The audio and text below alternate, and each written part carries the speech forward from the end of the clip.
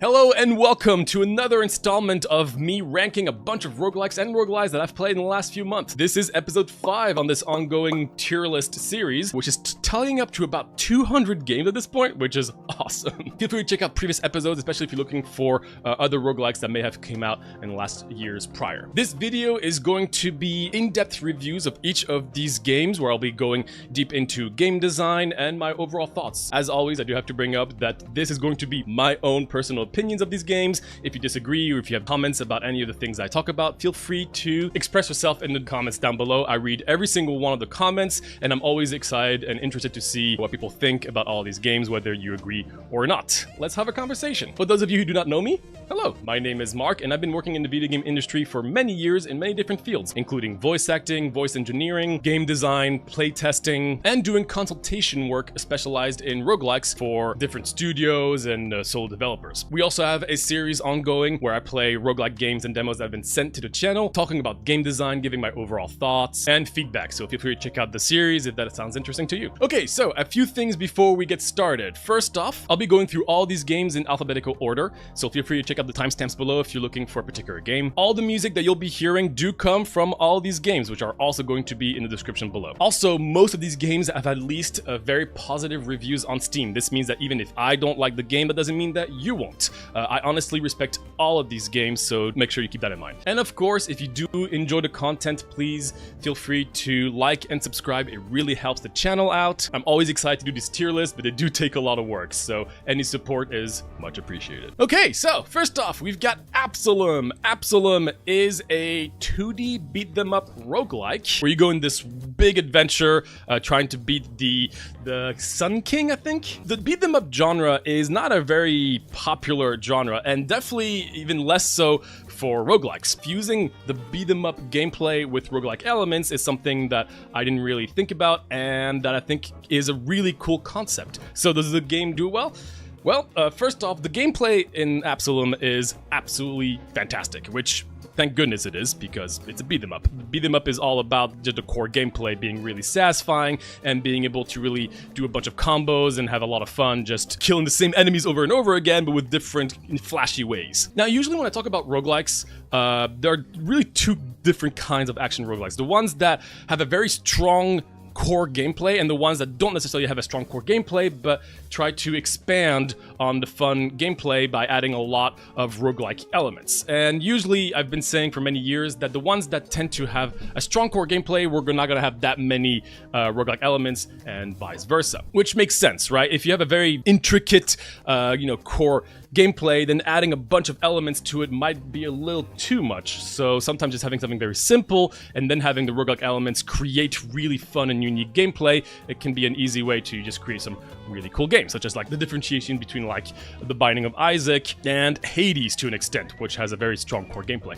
Here, was surprised to see that honestly, Absolum has not only a strong core, but also really, really cool and fun roguelike elements. You can start off by picking from a choice of a bunch of different characters, each with their own unique movesets and usual combos, and then the roguelike elements are going to be in the form of boons. You're going to get a bunch of like different elements that are going to enhance your attacks, your special, your throws. Obviously, they're just going to be enhancing all the core elements, but you can also find some new attacks and new combos to add to your arsenal, which means that you're actually going to be playing quite differently, even with the same character, depending on the runs. You might have a run where you're going to find a bunch of different combos for your attacks or your jump attacks or your jump specials, that kind of stuff, and you're just going to be playing differently, even while also adding a bunch of unique boons. And the boons do some pretty cool things. You've got little roses that can spawn. You've got fire. You've got the wind that can make people fly around. Bubbles.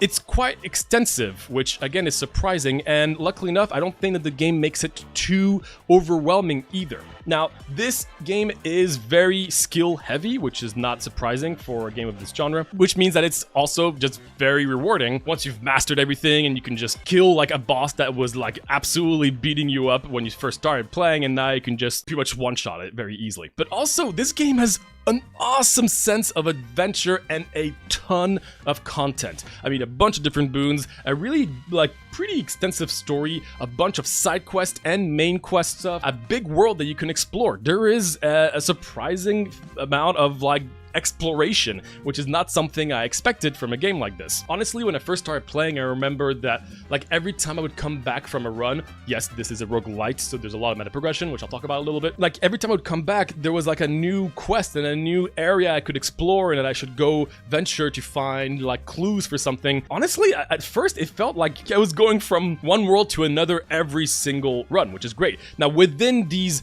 individual worlds, it is still a roguelike where, you know, like there is going to be randomized stuff here and there. I mean, outside of the boons. Enemy variety is random to an extent, but it is still, you kind of know what to expect when you go to specific areas. But again, like that doesn't matter for a game like that. You're just happy to just have different builds and just beat up the enemies that you could probably expect after many hours though. It took me like maybe like 15 hours to complete the game, and after 20 hours, 25 hours, I think I pretty much 100%ed it, and I went pretty fast. Great replayability. Not to mention that there seems to be a really enjoyable co-op mode that I haven't played myself, but I would imagine is really cool. Also, the music is fantastic. The sound effects, the visuals, I mean, everything looks great. When you hit like an attack with an enemy's attack and you clash it, oh, those feelings, and everything's like slow motion for a second. So satisfying, which is so important for this kind of genre. As per usual with all of these games, I still always have a few little things here and there that I'm not a huge fan of. It's easy to get stun locked, especially when you get started. It can be frustrating when you're just getting comboed back and forth. I mean, a lot of it is tied to skill, but even later, like sometimes there are some enemy that can just take half of your hit points away, and you just can't do much about it if you just got hit. There's quite a bit of RNG in some of the drops in terms of like being able to destroy barrels, and then you get money or sometimes health or nothing, and that can really be drastic, especially when you get started, to find health drops or money drops. So I'm not a huge fan of that whole RNG aspect. Some of the hitboxes can be a little unclear, which I think is kind of to be expected for this kind of genre. I haven't played that many beat 'em up myself, but some attacks hit you and you're like, really?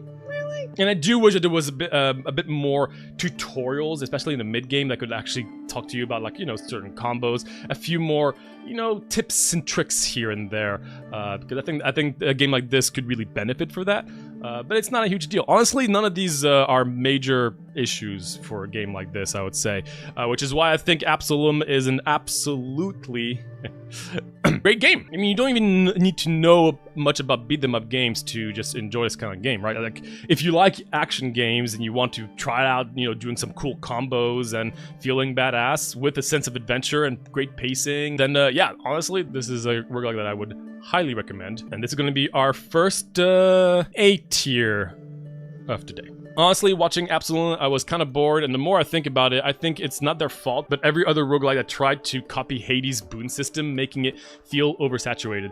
I agree that everybody loves the boon system from Hades. I get it. It works quite well. I think there's a place to do it and not to do it. And I think some games I would recommend using the Hades system here and there, but you are kind of copy-pasting a system from another game that just happened to work for them. I think for this game, it works quite well. The core gameplay is so satisfying that it doesn't really matter what you end up getting for a lot of boons a lot of times, so at least there's that. You can pet your mounts, though. Clearly, it's S tier.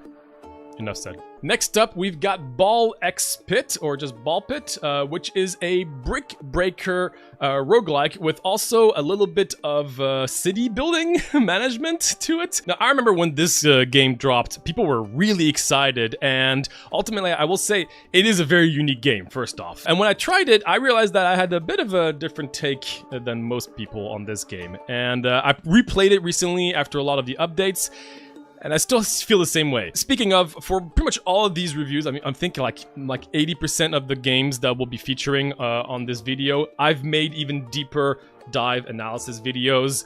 Some might be a little dated, but if you want even more details, feel free to check out the game-specific videos on the channel.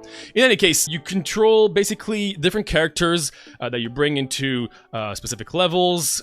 You can find a bunch of different balls that will bounce around, and then you can fuse these balls, and then you can also evolve these balls, and then you create absolute chaos, and it becomes an absolute party. But outside of the runs, there is also an entire building mechanic where you're going to be creating this whole kind of like small little city, placing buildings and like collecting crops and stuff so you can build more, rinse and repeat. And so it's kind of similar to like a game like Cult of the Lamb, where it's really split in two portions. And when a lot of games do this, it tends to mean that there's not as much focus on one aspect than other roguelikes. What I mean by that is that the runs are quite short here, and ultimately, like after 15 minutes, you're done with the run, and then that way you can go back to the other portion, and you can feel like you're progressing in both aspects of the game. Generally, when I've played a lot of these games, I feel like this is quite hard to balance out having both aspects be fun, have enough work and effort put into each individual parts as a normal game. That was one of the things with Cult of the Lamb for me, is that I love the vibe, but I felt like, you know, like the building management was kind of weak compared to, you know, like a game like Stardew Valley naturally, and the action roguelike element was also quite weak compared to other action roguelike. So I've always struggled with games taking like trying to do a duo thing.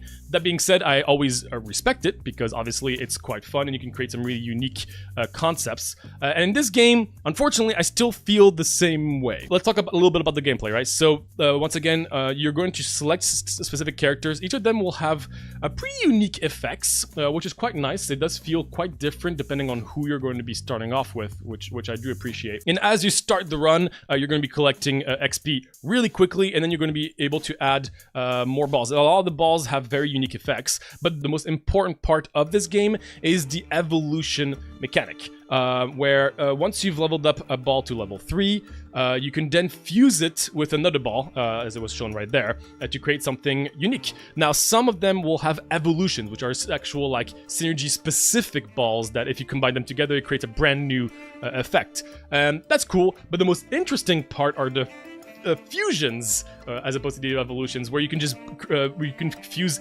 any ball with any other ball that's level 3, and that means that you can create your own unique creations. That's super cool. I always love games that really push players to make their own synergies, as opposed to just the game giving everything, you know, like, oh, burn does, you know, big fire, cool.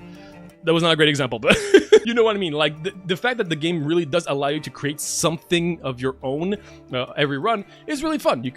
People have found some incredible, crazy combos that just allow you to just completely one-shot everything, and that's very satisfying. Differently than Brick Breaker, you don't have to really focus on, you know, making sure that you bounce back the ball, because it's absolutely chaotic. To me, this feels a little bit more like almost like an idle kind of game, where, you know, like things just kind of happen, big numbers go boom, and it's quite satisfying, but there's not too much to do gameplay wise outside of just selecting the right upgrades and creating the fun little combos in that regard.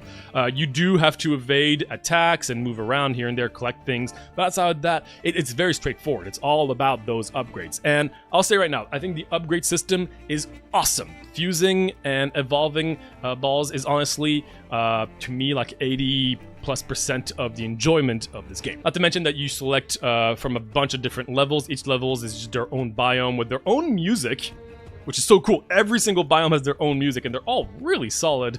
And each of them will have different visuals, different enemies, and different bosses. And it's really cool to see all these really, you know, cool looking things that you're just throwing all the balls at. The building system, I'm gonna be honest, not a huge fan. I like what they were going for. Basically, between every single run, you can then like throw all, like you can choose a bunch of these guys to just collect all the loot from everything around here, as you can see. Okay, I'm not doing a good job explaining. The video is doing a better job. Buildings is going to give you some permanent stats, some more things to play around with, and ultimately this is a pretty heavy roguelite, which is something that I was not necessarily expecting that hard. I will say the pacing of this game is kind of off to me. Overall, I think at the beginning you feel kind of like there's not much you can do, and you're just going to lose because you just don't have enough meta progression. And since this game does not have a big focus on skill, you are going to get overwhelmed, and there's nothing you can do, even if you played well. That can be, you know, that's kind of like an idle vibe to an extent. Some people might like that. I don't love it. I felt like there was not much I could do, and I just had to kind of grind, and that was it. Throughout the mid-game, you start collecting a bunch of stuff, and then by the late game is when you can really start creating all these fun combos and evolutions and fusions, and that was awesome after I finished the game. That's my main complaint with this game, is that it took me so long to get to the good part that once I got to the really, really fun part where the game was really giving you all these tools to create super fun and unique combinations, I was done, and I didn't really care too much about continuing on because I had already seen all the content that the game had to offer. Creating evolutions that you can then fuse with other evolutions or just other different balls that are going to spread the effect. All that stuff sounds really cool, but again, considering that the runs are really, really short, you need a lot of meta progression to even have the possibility of collecting all of this stuff to create these crazy things. And again, it gets way crazier than that, but you're just not going to be able to see any of it until you're pretty much done with the game. There's a lot of RNG as well during runs, you know, in terms of like being able to find blueprints that you can build stuff. But not only that, even in the gameplay portions, you're going to be giving random times just ways to, you know, like, get those evolutions and fissions. They're going to be given to you randomly, and early on, leveling up your balls to level 3 is really important. And when you get one of those evolution things, you're going to be given like a random amount of upgrades. Which sounds crazy to me. It's like, okay, so sometimes I'm randomly going to get like 3 upgrades and I'm going to be much stronger, and sometimes I'm just going to get 1 upgrade on the ball or in passive item that I don't care about, and now I'm really far behind, and there's, again, not much you can do about it. I kind of wish, personally, that the game did have a little bit more in the gameplay portion where you could have a little bit more control and it wasn't actually more of a brick breaker.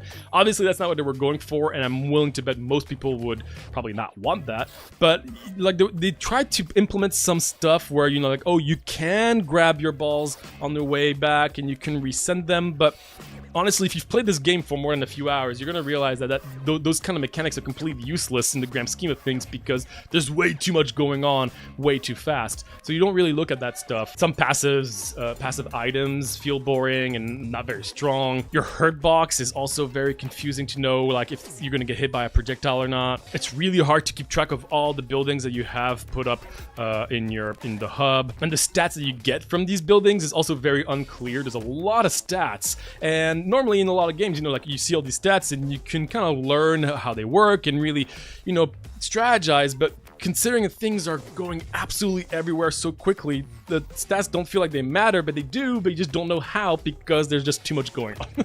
I do agree that the game is quite satisfying, and when you get those awesome builds, it is, woo! It is crazy. And thanks to the awesome visuals and overall vibe that the game has with a bunch of content in the form of a bunch of different biomes, the game is enjoyable. But to me, it wasn't as much of a slam dunk as most people seem to think.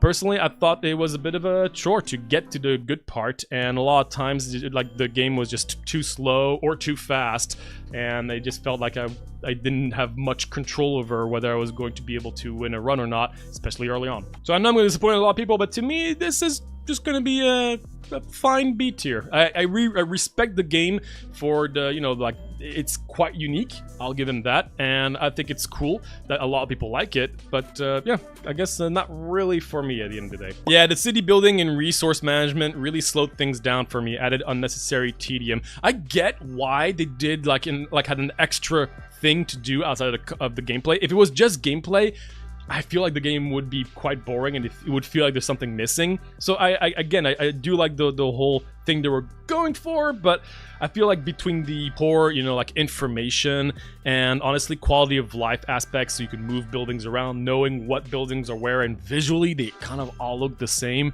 Yeah, I thought it was not super interesting to me to try to just min-max the whole city management thing, which I know is the thing to do if you really want to get the best out of everything. I read that they added an endless mode. Maybe it's more fun. That is interesting. Yeah, I checked it out recently. They had some updates. They have new characters, new balls and everything, but it didn't really seem to change too much of the issues that I had. An endless mode would be interesting. It would probably be really broken to have an endless mode, but it would be fun. I'm curious if they would be able to balance it correctly. Next up, we've got Below the Crown. Below the Crown is a chess roguelike, simply said. Now, I've played a lot of chess roguelikes, and I don't think a single one really got the chess vibe with roguelikes correctly, at least to me. Until this game. To me, Below the Crown is probably the closest thing to what chess would roguelike. So, scrap that. Chess would look like as a roguelike.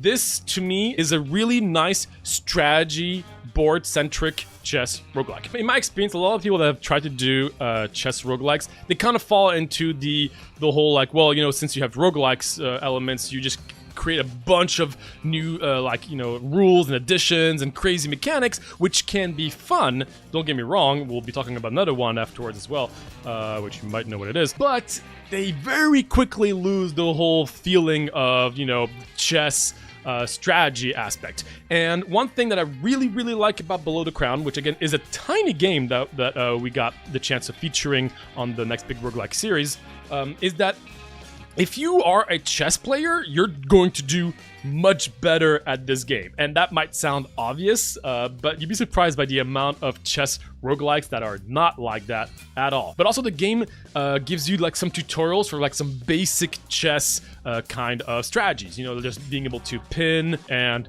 that's the extent of my chess, you know, vocabulary. But even that was just so cool because I felt like, oh, now I'm actually going to get a little better at chess if I were to play it, because I got to understand some of, you know, basic strategies at chess. You start by having like a core piece. I think it's like a wizard piece that is going to be able to summon different pieces on the board. You go into a dungeon, and within the dungeon, you can then summon your rooks, you can summon your different pieces. You only have a limited amount of pieces, and there's not that much on the board as a whole. Like visually, there's not all the pieces, and it's not as crazy as a lot of games, obviously. The turns are slow. You're not going from boom, boom, boom, boom, like going from left and right, and like, oh, so you're trying to pin something and it goes back and forth. Things are quite slow, and you do have to really be thinking carefully at every move, which to me, that sounds a lot like chess.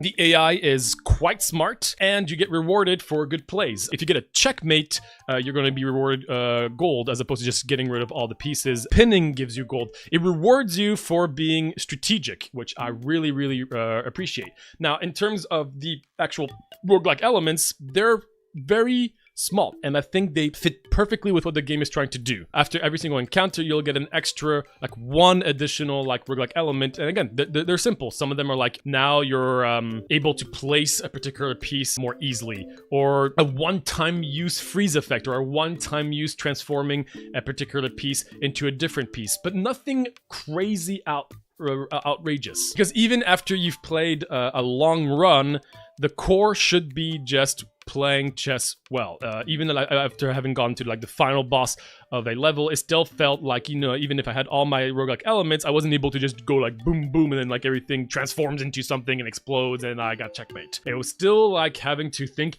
every turn carefully and take step by step, which I think honestly is not going to be a game for everyone. Outside of the gameplay though, there is also some really cool story elements that was quite unexpected. Like there's like almost a fourth wall breaking element that I really haven't dived too much. This is not a game that I've played a ton of, because honestly, I'm not a huge chess player, in case it wasn't obvious, but I just want to really feature this game because I think this is a roguelike that does chess right. And I'm just needed to show that to people. I probably wouldn't be playing this game like a ton myself. I imagine that like the gameplay can feel a little bit repetitive, but you know, to some extent, you know, playing chess can be repetitive too. And you're not going to get stuck very often with having like a lot of times with chess roguelikes. There's going to be situations where you're just like going back and forth and doing a million different actions until you can finally beat it. This game, not so much, even though each individual encounter can take a while just because of the amount of things that you do have to be thinking about. So yeah, even though this is a tiny game, I really had to showcase this one out because I do think that it's finally a chess roguelike that I could honestly recommend to chess players. So if that sounds interesting to you, then I would say definitely check out Below the Crown. I'm going to put this as a high B tier to me, probably more to a lot of people. Best part is that the rooks looks like frogs. You're absolutely right, and I don't know why, and I love it. Next up, we've got Breachway. Breachway is a deck building roguelike where you are pretty much combining FTL with Slay the Spire. You're controlling a ship where you're able to have a bunch of different cards with that are going to be affecting different parts of your ship. You can aim at different parts of the enemy ship, and in between all of that, you're like traveling through a huge galaxy, and you have a bunch of different events, and you have to keep track of your fuel. This is a game that was recommended to me by a few viewers, so thank you for doing so. Feel free to continue suggesting a lot of games. I think, honestly, like, I would say 20% of games that I feature are recommendations, so thank you. And one thing I do want to note is that also this game has been in early access for about 2 years now, something to keep in mind. I'm a big fan of FTL, and I'm a big fan of Slay the Spire, in case it wasn't obvious. Basically, you have a bunch of different decks in each individual slots of your ship, and as is with, FTL, it can be a bit complicated to a lot of people that are not used to this genre. You do have to keep track of your energy, to put different kinds of mana systems on different parts of your ship, so you can use different cards. Yeah, it can get pretty complex in that regard, but the core gameplay is pretty straightforward. You have certain cards that use certain kinds of mana, and if you use them, you just kind of do damage or block. Really, that's about it. And considering that there's so much complexity in a lot of the how you build your ship and how the mana system works and the energy, a lot of the card design is pretty basic, I would say. Honestly, I think one of the biggest issues of this game is that the core gameplay is just too repetitive a lot of times. You're going to be facing a ship that is focused on shooting missiles, so they have like a 3 kind of like card loop thing where they shoot a missile, block, recharge, shoot a missile, block, recharge. Or you're going to be facing one that does burn damage, where like it block, burn, burn, and it's just this loop and loop and loop. And on your end, the customization aspect is quite enjoyable. Again, there's a lot to do, but on your end, you're also going to be doing the same thing once you have your build.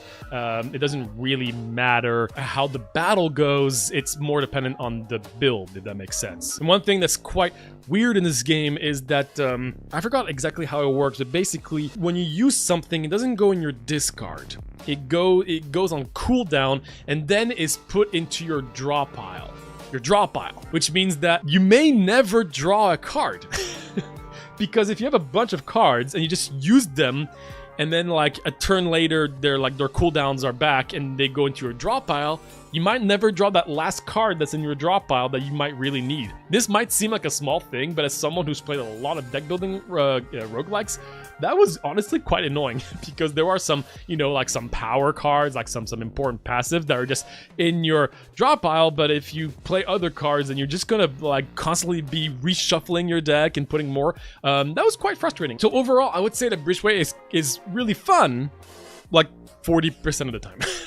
Maybe not 40%, but building the ship is fun. Going through the map is cool. I will say, like the font is pretty small and boring, which might sound like a small thing, but when you're looking at a game that's like an FTL where there's a lot of reading, I do think that it's important to make these kind of text box feel, interesting to interact with. And some characters just talk and talk and talk, and you kind of need to read it if you want to actually enjoy the experience, because well, I mean, it's an exploration game where you really are going to be talking to a lot of different factions and doing like political talks here and there. But the card design is just quite uninspiring, at least to my eyes. A lot of it is just like, like a laser that deals 3 damage, a laser that deals 2 damage, but deals an extra 2 damage if you already played another laser. And then there's a laser that's going to put another laser in your deck, but nothing really synergizes really, really well. Like there's no crazy scaling. It's just more damage that deals a little bit more here and there. Synergies are really hard to do, and there's not that many of them because there's so many limitations and there's so many different aspects. Like all these little energy things over there, they're all part of a different type of card, right? So it's not like you can build one deck with one thing and you have a bunch of different options. You have to build 3, like sometimes 4 different decks. So the synergies are just overall quite limited and get boring pretty quickly, at least, especially in the early game. I haven't played this game a ton, and I could imagine that this might be a game that would get more and more interesting when you've put in more time and when you've unlocked more things. But it's still an FTL-like, so that means that there's not much actual meta progression. It's more so unlocking new things to play with, which ultimately, I haven't played that many different variations, but the ones that were given early on to me just weren't super interesting to me. And one thing I do want to know, again, about the early access is that this is a game that has a ton of bugs and where that has a lot of frame drops, like consistently long loading and crashes. And I know I'm not the only one complaining about that, because I've seen people say the same thing on reviews, which I don't tend to look at a lot of other reviews, but I was just curious if it was my computer.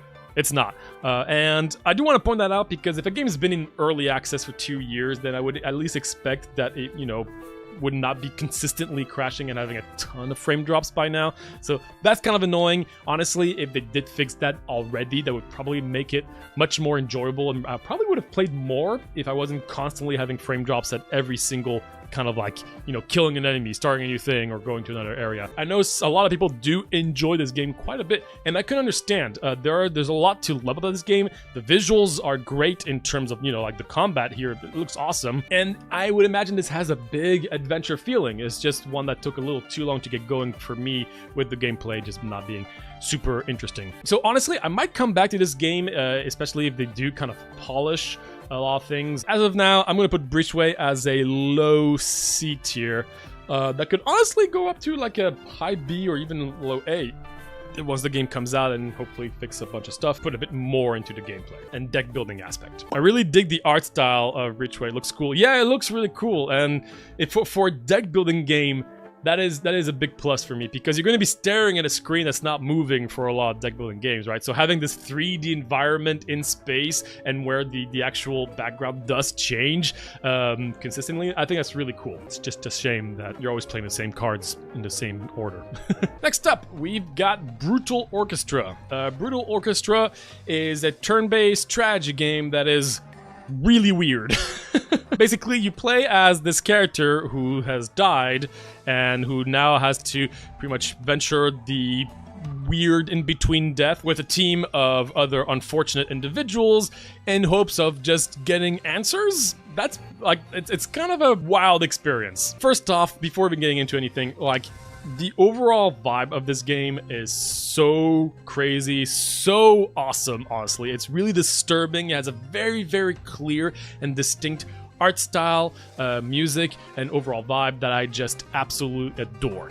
And the gameplay is also very unique. Without getting into too much details as to how the gameplay works, basically you create Pikmins, kind of like mana, that have different colors depending on the character, depending on the action. You're going to fill up your mana bar of a bunch of different colors, and different actions will use spoilers, colored Pikmins. But you're going to end up having a bunch of Pikmins that are just going to start overflowing, and you're going to take damage out of that. And then there's a big focus on placement. You have to be very careful at your positioning in terms of your attacks and also evading. Therefore, that also means that there's not going to be that much in terms of the complexity of each individual abilities. They're pretty much all they're pretty straightforward. A lot of them are just like, attack forward, or one is going to be attack left and right. And yet, there is so much to be thinking about at all times when playing this game. And that's also, again, because of how many unique mechanics Brutal Orchestra has. Kind of gameplay I just really haven't seen that much of. I think that most of the story and even a lot of the characters are based on a well-known painting or concept. I forgot. I'll put visuals here. I just wanted to see the end just because I was so curious as to a lot of the kind of secrets and a lot of the things that the game was hinting at. And even though the gameplay is unique and quite enjoyable, it can be a bit repetitive because the roguelike elements are actually quite minor. You're going to be having a lot of different characters that all do drastically different things. Like, the character variation is awesome, but they each will have pretty much the same abilities every single time, which can be a few, but not that many. And a lot of these abilities are always going to feel the same each run. You can upgrade them, but you can't change them from one run to another, which I think is a bit disappointing. And same goes with a lot of the items. You're very limited in terms of how many items you can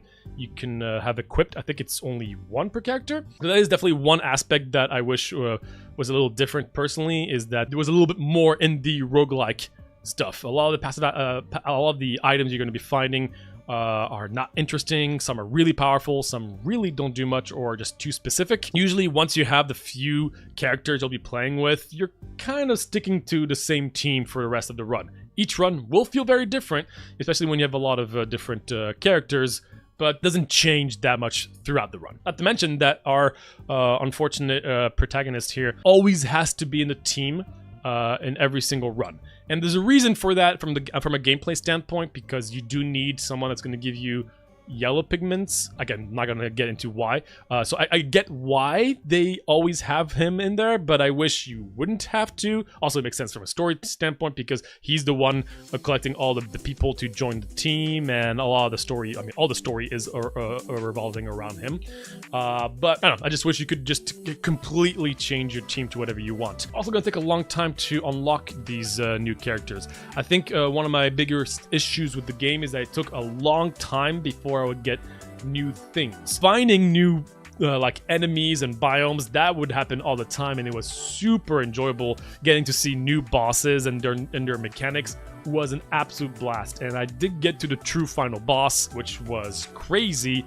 But once I was done with that, then I could start unlocking other characters and doing some of the side quests to get more characters, but it felt a little too late. But overall, yeah, I think the pacing was just a little too slow in terms of the meta progression, which is not like from like a power standpoint, but from an unlock standpoint. A few other random notes here and there. While I do really like the strategy aspect of you know, each encounter, you do have to figure out how you're going to approach certain like enemy abilities. Some enemy abilities are random in terms of going left or right, which is extremely important. And I feel like most of the game can be really strategic, where you can kind of plan like it's going to go left, left, right, and then do an attack, so you can kind of move things around and plan accordingly, and that's really cool. But when you have an enemy that's completely random for a game like this, to me, I felt like the RNG did not have a place in this kind of game. You also don't get many rewards for killing things, for like, you know, beating encounters, other than money, which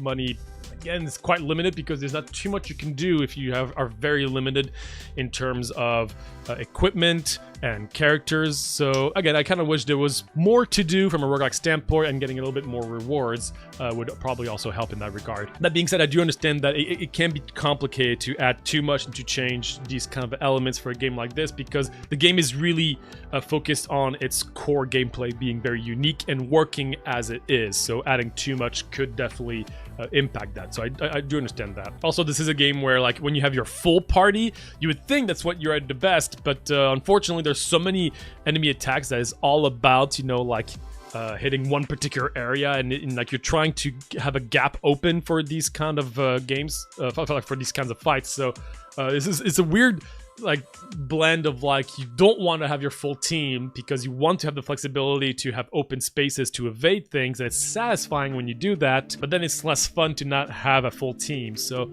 I'm imagining that's the point, is that you have to make a choice, but I wish I didn't, because I would like to do both to be able to evade stuff while having a full team. If you have a full team, you just can't evade things anymore. So yeah, a bit of a weird choice in that regard. But honestly, these are some of the games where it wasn't the gameplay that really grabbed me. It was just the trailers and the visuals that came with, and I'm glad I did. The story is messed up, and, you know, once you get to understand a little bit more of the background, and when you talk to some of the characters that just insult you, everyone's insulting you in this game. It's so dark, and yeah, I really love it. Honestly, with the amount of content that this game has, I might just put this as a low A tier. That in conjunction with the unique gameplay and just the really, really cool vibe and audio and everything, visuals. Yeah, I'll put this in low A. Check out Brutal Orchestra. Funny purgatory adventures. Yeah, that's one way to see it. Next up, we've got Caves of Qud. I think that's how you say it. Cave of Qud is a traditional roguelike. Now, if you don't know what a traditional roguelike is, fortunately, that's fair. Traditional roguelikes are turn-based, and they come from, you know, the true core of what a roguelike is, the game Rogue. Now, this might look like a fairly old game, and you would be wrong. This is not an old game. This is just, again, just trying to be the roots of the genre. This, I think, is just a few years old. Obviously, the visuals might be a little hard for some to grasp. A lot of traditional roguelikes are not for a lot of people, and I completely understand why. I myself, honestly, haven't played that many traditional roguelikes. I've played Tangledeep, I've played Tales of Ma blah blah blah, and a few others. But they tend to require a lot of commitment and patience. That being said, if you can actually hold on to a game like this, understand the mechanics, and play around with it, you're going to have one of, honestly, the best times in a video game out there. Cave of Qud is considered by many to be like one of the best traditional roguelikes out there. I know there's also a Dwarf Fortress, which I'm not sure if it's even considered a traditional roguelike at this point. I should know. I really should. I haven't played Dwarf Fortress. I know this game is compared to that quite a bit. You choose a character, and then you kind of just have to figure things out.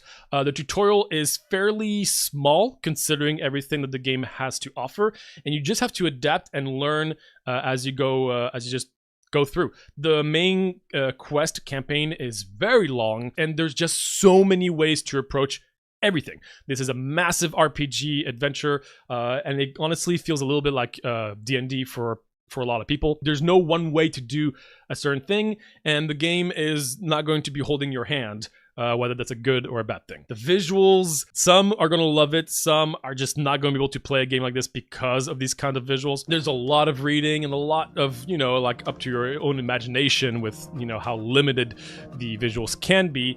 But again, that's kind of part of the charm for a lot of people. But even if you're comfortable with these kinds of games, this is not an easy game. I think, if I'm not mistaken, they recently added an update where it is not a hardcore, it doesn't have to be a hardcore experience, which meant that, you know, if your character died, you just lose everything. I think that's still the default way that you're supposed to be playing it, but man, I mean, my advice would be to not have to worry about that and play the storyteller mode or whatever. There's a mode where you don't constantly die, because this is one of those games where you need to be experimenting, so you are going to be dying for doing random things. There's a lot of things you can do that you're like, oh, I'm just going to try that, maybe that'll do something, and then boop boop and you're dead. It definitely feels like one of those games where if I had to just stick to one game for like a year, if I was forced to play just one, this could be one of them. Not to mention that there's a ton of replayability with the different classes and races that you can play, which are drastically different from one another, with a very deep lore, which makes sense for a game that is really focused on world building. This is going to be a hard one for me to evaluate because I've only put in a tiny percentage of hours that most people that are, you know, hardcore fans would put into or would recommend putting into if you really want to get the right experience. And I am planning on when I have a bit more time, because I do think that I finally kind of got a good grasp at, you know, mechanics around so many of the different aspects that I feel like I can really have a lot of fun. As long as the visuals aren't too intimidating, and that knowing that you're going to have to be patient to understanding, you know, how a lot of things work and realizing the amount of freedom that the game is giving you, which can be, you know, scary for a lot of people, then I can honestly say that this is probably one of the best games out there for what it does. As a deck building / action roguelike specialist, I know that a lot of people would put this an S. I'm going to put this as a low A myself, because I'm only starting to discover the true genius of this game. But I am excited to see, after I've actually beaten the game, how that's going to feel, because I still feel like I'm only like maybe halfway through the main adventure at this point, and only starting to understand a lot of basic stuff. Next up, we've got Cubic Cosmos. Cubic Cosmos is a deck building roguelike where you grab a bunch of units, you put them on a board, and then they kind of attack automatically. It's a little bit almost like an auto battler in that way, like kind of like Monster Train, but it has a lot of unique mechanics. It's fairly unique. The more interesting twist, or like the thing that it really has going for, is every battle, most cards, most units are going to give permanent buffs to your deck, your character, and your units for the rest of the run. Now that is actually quite crazy, because if you play a lot of deck building games, then you might think that would make things quite unbalanced and be just absolutely crazy. And you'd be right. There's so many ways to break this game, and that could be a pro and a con, which we'll talk about a little bit more.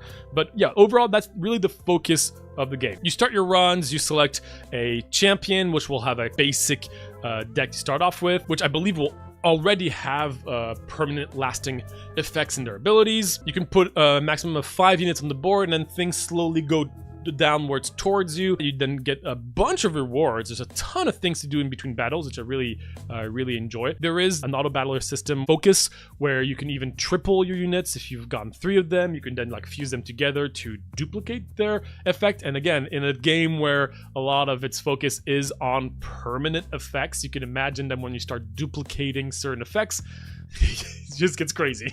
I think the first few times when you get those broken builds, it's super cool and super satisfying, and you really feel great about having been able to do that.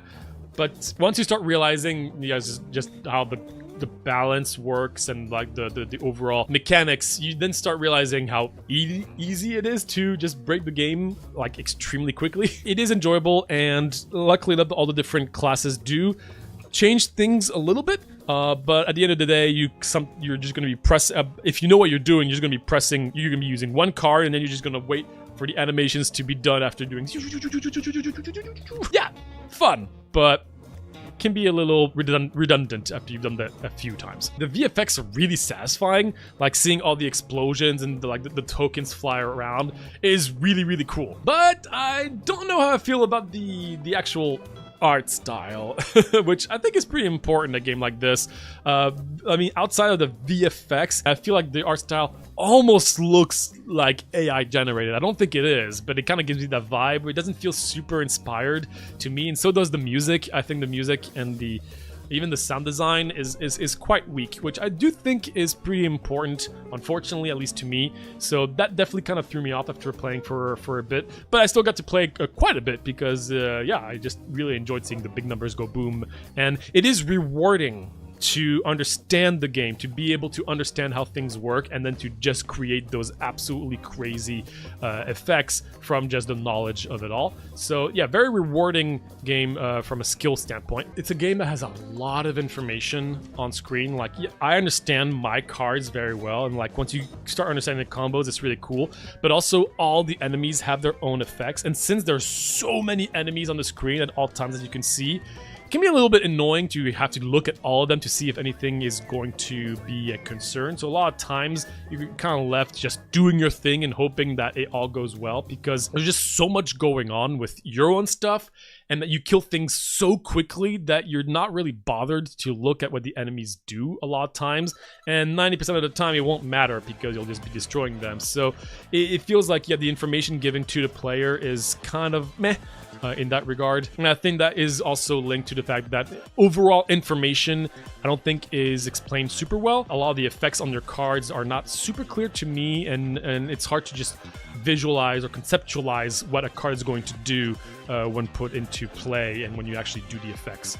Not to mention that a lot of the keywords are just complicated in general. So yeah, while it doesn't do anything crazy, like different, unique from a lot of standpoints, there's a concept of being able to do just crazy big combos is a very enjoyable part of why I did continue playing Cubic Cosmos. I do think that unfortunately the visuals, the overall vibe, and the kind of repetitive nature of the gameplay makes it hard for me to rate this game super highly, but if this looks interesting, then I could definitely recommend checking out Cubic Cosmos. Honestly, like the first time you do your crazy combo, it is awesome. It's very fun. And a lot of the roguelike elements, naturally, with the whole concept of just constantly getting permanent progression, are pretty impressive. Like they weren't scared to put just big effects, which, yeah, obviously is going to have some balance issues, but it's fun. So if you want to be able to just one-shot a boss by playing one card, then check this game out. As for me, I'm going to put Cubic Cosmos as a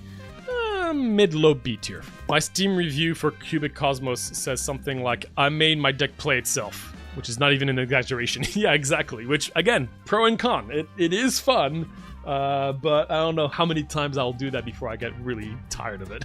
Next up, we've got Dandy Ace. Dandy Ace is an action roguelike. Basically, it's Dead Cells. This is what Dandy Ace is. It's Dead Cells, but you're playing as a magician. You got imprisoned by another magician who was jealous of you, and now you have to try to escape. Now, when I say that this is like a Dead Cells, I mean it took a lot of the very minor aspects of Dead Cells into this game, which is fine. I always think it's fine when you know, people, a lot of games, you know, copy a lot of aspects of other successful games. That's totally understandable. That being said, similar to a game like Hades, trying to do a Hades-like is actually quite hard, because Hades really, the reason why Hades works so well is because of the blend of so many different elements. And I would say the same thing for Dead Cells. Dead Cells has a pretty unique kind of gameplay flow, but it really works because of everything that is put together. And to me, Dandy Ace is a game that kind of took pretty much all the elements of Dead Cells and didn't really do too much with it, which I think is a little disappointing. Now, this is not a bad game. The one unique thing about this game, I mean, I think the only unique thing about this game really is the kind of the card fusion mechanics. So just like in Dead Cells, you're going to be finding a bunch of, new equipment. So like your basic attack, you can have 4 equipment at all times. Instead of just always getting new ones, you can also just use one of them as like a passive to another equipment. So if you have like the fireball attack and then you find another attack that you want to replace the fireball with, you're gonna then, you can, if you want, you can take that fireball instead of just getting rid of it, you can put it as the passive of your new equipped item, which sounds cool, and it does allow a lot of customization in that regard, which I do appreciate. That being said, I think that element, which again is the one twist of this Dead Cells, like, I think was not really elaborated enough, and a lot of the passive effects are very simple, always going to be the same, and don't even get better throughout the run. So without getting too much into that specific gameplay element, I think that they could have gone much bigger with the whole like fusing like passives and like incorporating a bunch of different cards with other cards to make really unique builds. The gameplay is enjoyable. Now, obviously, this is a top-down Dead Cells, so it's not literally the same thing, obviously. And one aspect that is a little sad compared to Dead Cells is that it is much slower. The pacing, even though it's quite fast when you look at it, compared to Dead Cells, it's quite slow. Honestly, I think the gameplay is okay, but it is a tiny bit clunky at times. And with the whole, like getting all your different cards and constantly switching those around, the gameplay can get repetitive within the actual encounters. Because you're going to have like basically one dash equipment and then like one basic attack equipment, then potentially like a support ability and then like a long cooldown ability. Okay, so you can have all those 4. What this means is that you're going to use your dash when you're trying to evade, you're going to use your support thing for something specific, and then you're going to use your cooldown whenever you can, which means that you're always going to be left with your one basic attack that you're just going to be spamming all the time. Differently than Dead Cells, like in Dead Cells, your basic attack, like your main weapon, has a combo or like can do some really cool animation, and you can do a lot with it, and it's very fast paced. But here, it's just always the same. You're just throwing the thing, and that's it, or you're just going to be punching, and that's it. So the gameplay is fine, but not as cool as Dead Cells. It doesn't feel as satisfying. The whole exploration aspect, also a pretty important part of this kind of style, and it's cool, that you're going to have your different biomes, different bosses. I will say, I feel like a lot of the biomes do look pretty similar from one another, unfortunately. It's hard to really differentiate them very clearly, and I wish there was much more of a sense of adventure. Honestly, like even looking at these biomes, it's hard to know which one is where a lot of times for me. And within the actual biomes themselves, each room is just like any other room. You're just going to have a room full with enemy, and then you go to another room full of enemy, and then you go into another room full of enemy, and rinse and repeat. You're also going to be finding chests, and similar, you're going to be finding a lot of new abilities that you can switch around. But there's just not much to do with them. Because one really important distinction with Dead Cells that I think is really sad is, while they do have the added like passive that you can add on, the abilities themselves don't come with randomized passives. In Dead Cells, you're going to find like, a grenade that you've already found before, but this grenade has a bunch of different other passives that are going to increase certain elements. And therefore, that means that you're going to be choosing one grenade over another, even if it's at a higher rank, just because of the different stats. I really like that. But here, not so much, unfortunately. The only difference is just the level. Like, you're just going to find that ability at level 1 or level 5. It's exactly the same, other than just dealing more damage. And so there's not as much excitement to find a unique spell that has unique attributes that you can put a unique passive. The passives are always the same, and the abilities are always the same. And I think, obviously, like for a lot of action roguelikes, that's normal, but for a game that's trying to be Dead Cells, I think they actually should have kept that element, and unfortunately they got rid of it. So that's a little sad to me. Now, similar to Dead Cells, this game is also trying to do kind of like a Metroidvania thing, which, that was, I know that was a big like marketing thing for Dead Cells. Like, oh, it's like the first Metroidvania roguelike. It really wasn't. Like, once you've gotten the few little, like, unlocks, you're pretty much done with the Metroidvania aspect. They did the same thing here, but again, not as interesting in my opinion. It's just a bunch of different gates that all have the same, like, oh, a green gate or a blue gate or a red gate, and you just have to find the red key or the blue key and the green key, and they just open different areas that all look the same. So it's, I feel bad because ultimately this is not a bad game, but they're just trying to copy something, and I think they copied kind of all the wrong things.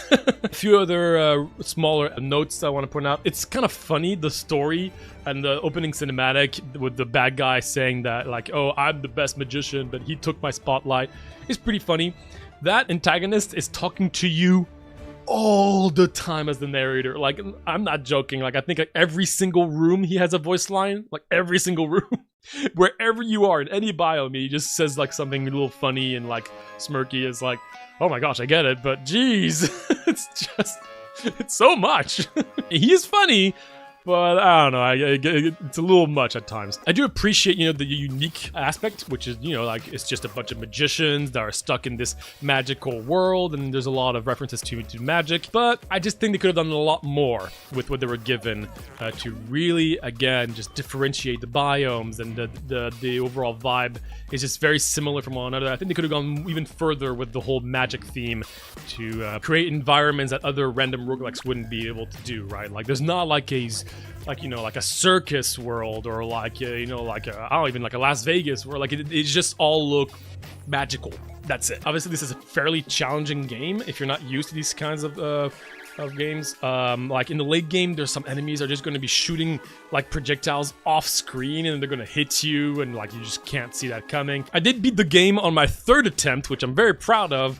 But it also meant that once I was done with it, the game kind of gave me all the information afterwards. They're like, oh, you beat the game, so now here's like a list of everything the game has to offer. And I was like, oh, okay, that was nice, but it didn't really make me want to really go too much further, because it showed like there was no more secrets. There wasn't that much left to do after I had beaten it, other than just do different difficulties. And again, if you're going to be doing a kind of like a Dead Cells like, then I would expect a little bit more, you know, hidden biomes, hidden bosses, that kind of stuff, which, yeah, I know you can't always do that. Like, it's hard to put a lot of content, but that was what I was expecting, considering that I've played a lot of Dead Cells. So I was a little disappointed to see that, you know, once I beat it, it was like, hey, congratulations. Like, oh, okay. I mean, maybe there are some hidden bosses, but I saw the whole, like, boss list that they gave it to me after I beat it once, and it seemed like I had everything. So at the end of the day, yeah, I mean, if there wasn't Dead Cells around, then I would say this is pretty unique, and it has some really interesting concepts, and it's cool to be switching your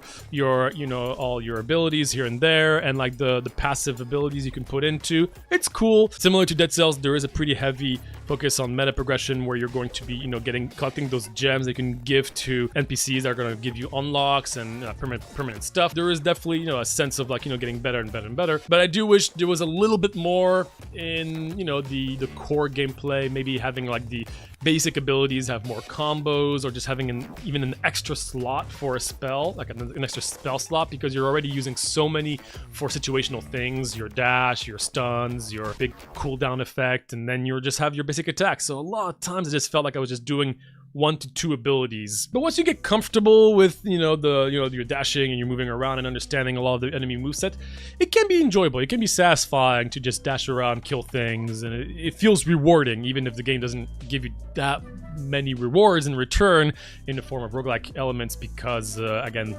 unfortunately, a lot of the upgrades are just always going to be the same. It was still a good time. I did enjoy beating it, and yeah, I would definitely recommend it to people that you know, want to try a different kind of Dead Cells experience. So I'm just going to put this as a B tier. Animation looks kind of clunky, yeah. Kind of does, and I honestly think maybe a lot of my issues wouldn't be there if it was a little bit smoother visually, which is a lot to ask for. You know, it's not as easy as just this.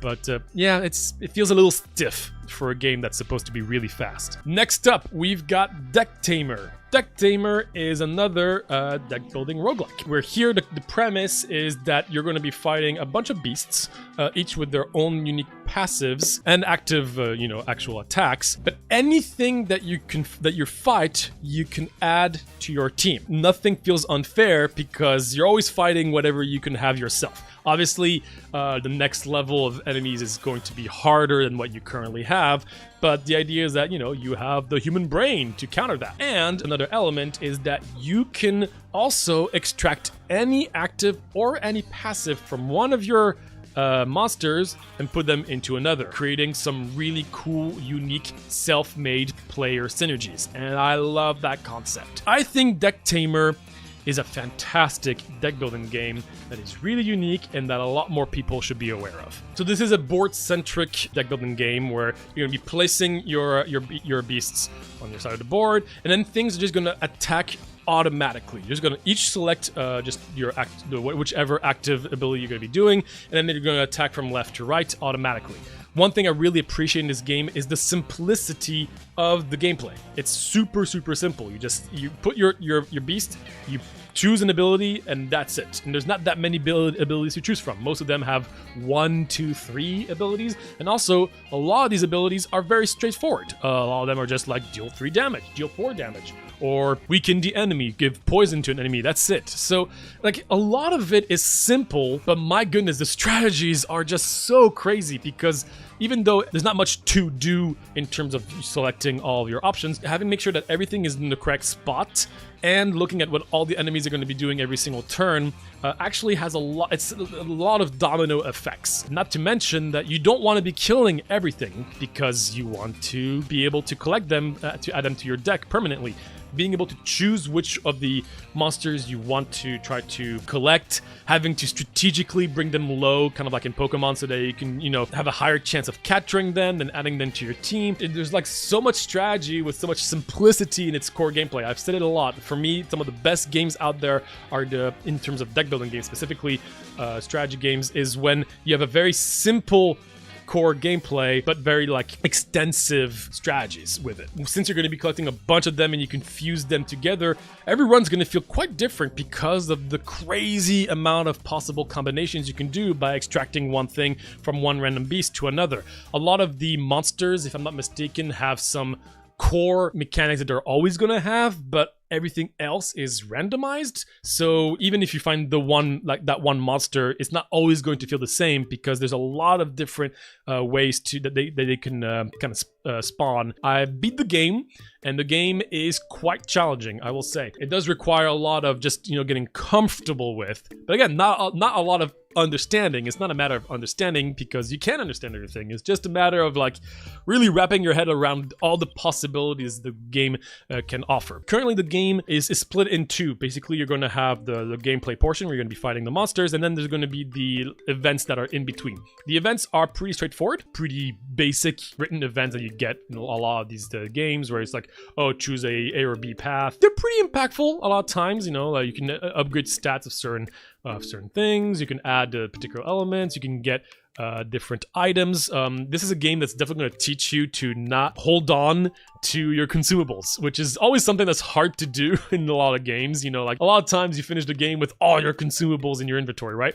If you're going to be playing this game and you want to beat it, you're going to very quickly realize you cannot do that. And that's going to be the same with the monsters. This is a game that you're not going to be forced, you're going to be forced, to dispose of monsters a lot of times. Considering that you're going to be collecting a bunch of them, you're also going to be killing off a lot of them. Kind of similar to like Pokemon when you're doing like a hard Pokemon challenge where like a monster has to take the death just so you can then put something back in and like then have just the extra turn to do something. Because yes, in case it wasn't obvious, once one of your monsters died, they're gone forever. So again, it feels rough the first time when you first start playing. You're like, no, I love this one, please don't die. That is what you have to get comfortable with, is just using a monster and then like getting them killed off and then using another one, then like replacing it, and then like you're constantly changing your deck at all times while collecting and extracting interesting powers from here and there. Oh, it's just absolutely wonderful. Not to mention that the audio visuals are really solid. No, this is not AI generated. I feel like I have to say that with these kinds of art styles. It may look like it, but it is not. The fact that every time they attack, like you see their entire art just pop out is honestly quite immersive. And like each of the biomes, I mean, it's almost like a little claustrophobic where like things are really zoomed in. I kind of wish it could be a little bit zoomed out sometimes so you can really take in the beautiful visuals. But you are going to feel like you're going to be progressing through deeper and deeper into your adventure throughout the runs. And then at the very end, you fight a big boss. And the cool thing is that since there's only one boss, then there's a good excuse for it. You like, oh, you can't capture the boss. Doesn't matter, it's the final fight anyway, so it doesn't feel wrong. Everything else you can capture. It's just, they're giving so much freedom to the player. A few additional random notes. The game has a redo mechanic because, again, since there's so much to think about, sometimes you're gonna do something and you're gonna realize, oh wait, no, that didn't work the way I thought. So you can just undo certain things, which, you know, some games do, and that's totally understandable. But here, the more difficulties, like the higher the difficulty, the less redos you have. And I love that. I've been seeing more and more strategy games implement having redos as an actual core element to the game, where like you only have a certain amount of them and you can even buy like redo tokens. Not in this game, but I like this kind of concept, and I think this game does it extremely well, so that when you start playing the game you can do a bunch of redos to just learn like how some of the mechanics feel, and then later on you've got to make sure you commit to everything. It's a good pacing in terms of like the teaching aspect. This is also a game where your starter deck, which is going to compose of a bunch of random monsters, you're always going to need those monsters, again, because you can always, you know, even though they're like the very first monster from the beginning compared to later, you'd be like, why would I care about having a tiny monster? Because you can have them take a blow, which means that every monster is important, and it's not one of those like, oh well, once you get the good stuff, you don't care about your starter deck, you just want to get rid of it. No, here everything is important. I love that. An extra layer that I even haven't gone to try out really deeply is those like extraction syringes that you can put into a monster to grab one element to another. You can even do that mid-combat, which is just so crazy. Like that, and then it opens up so many more layers. Oh gosh, I haven't even started thinking of that aspect, but it just comes to show that the skill ceiling is so high, even though you just have to pick a few options from monster here and there, and that's it. I do wish there were more paths to choose from between in each battle. Basically, when you go into a battle, you only have a choice of 2 possibilities that will show you your reward as well as all the monsters you're going to be fighting, and I kind of wish there was a 3rd path. I know there would be a lot of information, but I don't know, sometimes like a lot of RNG can be tied to that. The taming chance, especially at a higher level, if you just cannot bring a monster to 1 HP and you bring them to 2 HP and you have like an 80% chance of capturing, if you miss that 80%, sometimes that can just end your run and you're just not like, you're just dead. And again, that's mostly at a higher level, so that's not a huge deal, but that felt pretty bad when that has happened a few times, and I was like pretty deep. I was like, oh, I gotta try that 80% chance, and then I just lost. I was like, well, there's not that much RNG in the game, and that is the one aspect, is that right there. If you miss that, I can really ruin you. So, I have mixed feelings about that concept. But other than that, honestly, Decktamer is just fantastic. If you like deck building games and you feel like the concept of being able to build your own deck with a lot of customization and a lot of tools, while also having just this really, really cool vibe and like beautiful art style with this whole kind of story with every single monster you're fighting, and a cool kind of like progression system where you're going deeper and deeper into seeing all the different final bosses that you have to adapt to. Yeah, I could not recommend Decktamer more. It is one of the best deck building games I've played in the last few years, and I'm gonna put this one as a really solid A tier. Okay, you know what? I'm realizing I'm gonna start moving some stuff around here. C tier is not bad. Absolutely, it is not bad. I know a lot of people love these games, although the next one I'm gonna be talking about, well, next up, we've got Doomspire. Doomspire is another deck building game. I promise I have other genres on here. Premise here is, well, it's actually kind of hard to explain, but there's not that much going on, to be honest. If you've played Hearthstone, and more specifically the PvE mode of Hearthstone, then this is what this game kind of marketed itself as. If you played those PvE modes, my goodness, like, they were the best, and a lot of people agree that, like, yeah, that was some of the coolest parts of Hearthstone and back in the good old day. I've played a ton of Hearthstone that I don't talk about on this channel because it's not a roguelike. But their Catacomb runs, I think it was called originally, was kind of a roguelike to an extent. Unfortunately, it didn't really give them much money. There was not much, you know, to get out of the player base, so that's why they stopped doing it. But those times were beloved by many. So this is a game apparently that tried to do that. And I don't think they, unfortunately, did a great job at it. Basically, the gameplay is, yeah, kind of like Hearthstone. You're going to, and a lot of games to be honest, but more specifically here, you're going to have your mana and then you're going to place your units that are going to have attack and health that you can then choose to attack certain units from the enemy's board. Whenever they attack, they each trade, which means that, you know, they each take the damage and then have the health left. And then you have a certain amount of damage you have to do to the enemy hero. Once you've defeated them, you can go to the next battle. So that is just very much Hearthstone. Your mana grows every turn. But the roguelike elements here is that in between each fight, you're going to be given a bunch of rewards. And this game gives you a bunch of them. You get to choose a ton of cards. You get to choose a bunch of passives. You can even duplicate your passive, which is crazy. Remove cards, and that's about it. Now, I kind of lied at the beginning. I did say that most games have at least very positive reviews on Steam. This is the exception, unfortunately. I just have to put it out there. This game was not received super well, but I still wanted to talk about it because I wanted to just really like play myself with my own views on it as someone who's played a lot of deck building games, who knows a lot about deck building design, and who's played a ton of the PvE side of Hearthstone.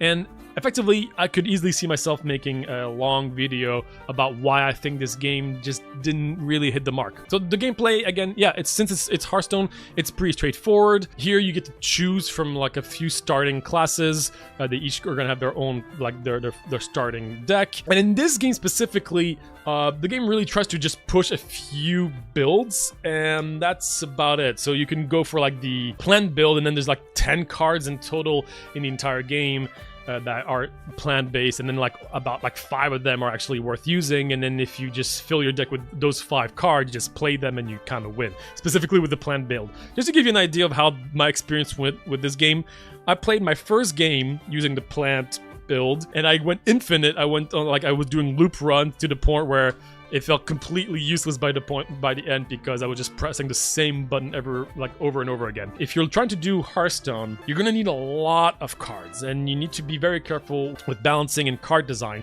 because it's pretty easy to break this game with just its core mechanics. One of the biggest issues with this game is that it's extremely unbalanced right now, and there's just not many things to go for.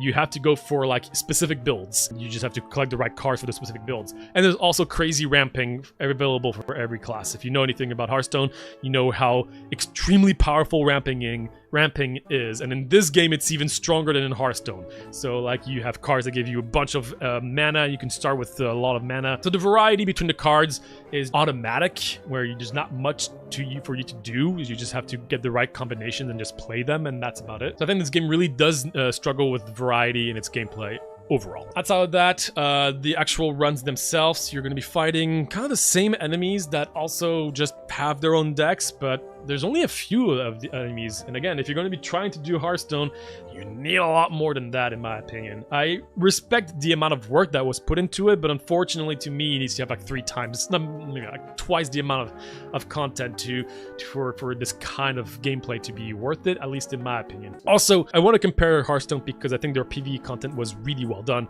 And when you look at the enemies you're fighting in the PvE mode, each enemy would have their own deck, sure, but they would have one passive ability to deal with. That was it. Like, it was a big one, right? It was their hero power. Sometimes it would be a passive or an active. In any case, it's just one major thing that you had to be aware of, and that was really cool. You know, like your next opponent would be like, oh, all their minions have charge. You're like, oh, okay, cool. So they're going to be very aggressive. Or all their healing is double. It's like, okay, so they're going to be very defensive, and that's what you had to deal with. Like the deck themselves didn't matter as much because you just already knew where you were going yourself into. Here, they don't have that. Each enemy just has a bunch of passives like you do, which to me kind of like all these passives up there is like, especially when you go further into the loops, like you just don't want to read all of that. And they're also, you're not going to be strategically thinking of everything specifically. I wish it was just one passive per enemy that was very impactful. I think that would really change a lot, and I'm just kind of sad they didn't go the Hearthstone route in that regard. They just kind of skipped over that important element that I think would really change the vibe overall, and not make every fight just feel like another random enemy that you didn't really care about. There's also no events, really. Again, you're just fighting, and then you have the same kind of rewards. The rewards are just, it's just a shop. It almost feels like it's just this. Like, it feels like a shop, and it's like just always doing the same thing. The fact that you can, again, duplicate your passive abilities, which, again, it's cool that you have passive abilities, you know, kind of like in, you know, like a Relic, but like one of the rewards is to duplicate them is so crazy. One of them is one of the passes I would get is like you start with 1 additional crystal mana, which, again, if you know the context of these kind of games, you know that's very strong. And I could just duplicate that as many times as I want. So by the end, I would start with 7 mana, and it would play my 7 cost card on turn 1, fill my board with plants that would then all gain +4/+4 per plant, because I also duplicated a relic that would increase the value of every time you play a new one. So that was my turn 1 every single fight. It was just like a full board of like 20/20s, or like more than that. It was like I barely had to work for that. So yeah, they need to check on a lot of balance, need a bit more content. I think the enemy variety is just a little boring, redundant. I think the visuals are quite weak, not super unique. I mean, Hearthstone is so iconic for its visuals, blending seriousness with like comedy, and it's like, oh, it's so good. And I just losing that. Obviously, you can't be Hearthstone, but I don't know. I felt like they should have gone for something other than just fairly basic standard fantasy stuff. So yeah, I was hoping that, you know, I wouldn't be part of the group of people that were not happy with this, and maybe everybody was over exaggerating. But you know, I played like 3-4 runs. But one of them I was trying a different build, and it was very weak, so I just lost, and it didn't feel like there was much I could do. And 2 of the ones felt very strong, and I knew they were going to strong because all things just synergized. But again, I just played the card and they did things themselves, and I was fighting the same things over and over again, and yeah, it got pretty boring pretty quickly. It did not capture that wonderful feeling that Catacombs had in Hearthstone that I was hoping they would. So unfortunately, I've got to say, I kind of agree. I think Doomspire is a pretty weak game that I think needs a lot more refinement, content, balance. It really feels like a lot of the developers, like the people that worked in like the card design, have not played enough Hearthstone or enough like deck building games overall, because a lot of the balance just seemed very obviously off to me. Was not a huge fan, so I'm just gonna put this at the bottom of C. I think we need a D tier for this, yeah, but I'm gonna be honest, that would be the only game on the D tier. Okay, just because honestly, Cubic Cosmos and Breachway are just so much better in my opinion, I'm just gonna put D and D for Doomspire, you know. That's only fair. And now we have a staircase. Yay! Hopefully we get a bunch more S tiers now. Next up, we've got Everything is Crab. Everything is Crab is a I don't know how to describe this. Evolution simulation, right? Basically, you're playing as this little guy right there, very cute little guy. I think he's called Darwin. You find food, and the more food you find, the more you start to evolve. Every time you evolve, you get to choose a different new passive or an active that you can add, and as you do so, Darwin will also start to evolve visually. And then you just create all these crazy, unique evolutions every single run, as everything around you is also evolving with you. And that's it, really. The great thing about Everything is Crab is that it's very simple. You're just walking around, eating food, evolving, then killing some enemies, or just eating more stuff. It feels like a canvas that's just there that you can just do whatever you want with it. And that's the beauty of it. It's its simplicity and just its fun aspect of just, you know, seeing all the cool little evolutions you can add to your little guy and see where it goes. In some ways, it almost feels like Everything is Crab has some Survivor-like aspects to it, which you wouldn't think at first when looking at this game. And ultimately, you're not evading a bunch of crazy bullet hell stuff. There's a little bit of it, but it's more in the fact that the simplicity of it all is just a really nice, has a great pacing to it. You are going to need to attack enemies by pressing your little attack button and press your, you know, like your evade button, but that's it. Everything else is kind of just automatic as you're just walking around evolving. One of the best things about this game is its visuals. It has such a great vibe to it, and thank goodness that your little Darwin does visually evolve with the evolutions you pick. I think that is a really important aspect to the game that is honestly quite immersive with it. It is like Spore, the game in that regard, not as much in the gameplay aspect. Every run you're gonna have, you know, some pretty clearly different paths to take. You can go the aggressive path, you can go the kind of like sneaky path, or just grabbing a bunch of vegetables, running really quick, or you can even have the social path that attack things for you. But outside of that, there's not like a crazy variations of ways to have one run be completely different from another, other than just the little stats here and there that are going to differ a little bit. I do think that the game can get a little bit repetitive, which I guess is kind of how these things go with, like, you know, Survivor-likes-ish looking games, but it's really fun. While the game is not in early access, it does have a roadmap, which I think is pretty important, because I do think that the game could really benefit from a lot more content. It's cool to have a lot of different biomes that you can kind of go to and like have different events and stuff like that, but there's not enough events. I think there's not enough bosses, especially the final boss is always the same. Considering that everything is very simple in this game, and I would like it to stay simple, I just hope they're going to be able to add enough to it. But I like the fact that they seem to be, you know, planning on updating the game fairly regularly, and that people seem to love it. Even without the crazy amount of content, it's still so fun to play and very addictive, because it really doesn't ask that much for you to get comfortable with. The game also does rely quite a bit on having a lot of challenges, challenge modes. And the reason I say that it doesn't rely on it, but what I mean by that is that if you want to unlock more evolutions, which are just more things for you to pick, you're going to have to do some of the challenges, the challenge modes, which obviously people have different views on this, but I don't like games that do that, because to me, the challenge mode that you just saw right there, it's just an additional mode. It's not the main content. I just like doing the main content and just seeing how far I can go with the main content. So the fact that the game kind of forces me to do challenge modes that you can't even unlock things through, that they say if you do challenge modes you can't unlock things other than the one thing that is locked behind the challenge mode. So it feels like I'm almost wasting my time doing challenge modes sometimes, because I just want to unlock more evolutions for me to play with in the future. It's a small thing, but I do want to point that out. But overall, this is going to be a game that I'm really going to look forward to seeing evolve, because just the core gameplay is perfect. It's very simple. I don't want to change anything, so I hope they just add a lot more content. And if they add a lot more content, you know, making all these different biomes feel different, all the more evolutions, more enemies, then honestly, this game would be absolutely fantastic. Especially with the, you know, like the fact that everything around you evolves with you and also lives their own lives around you. So they might fight each other.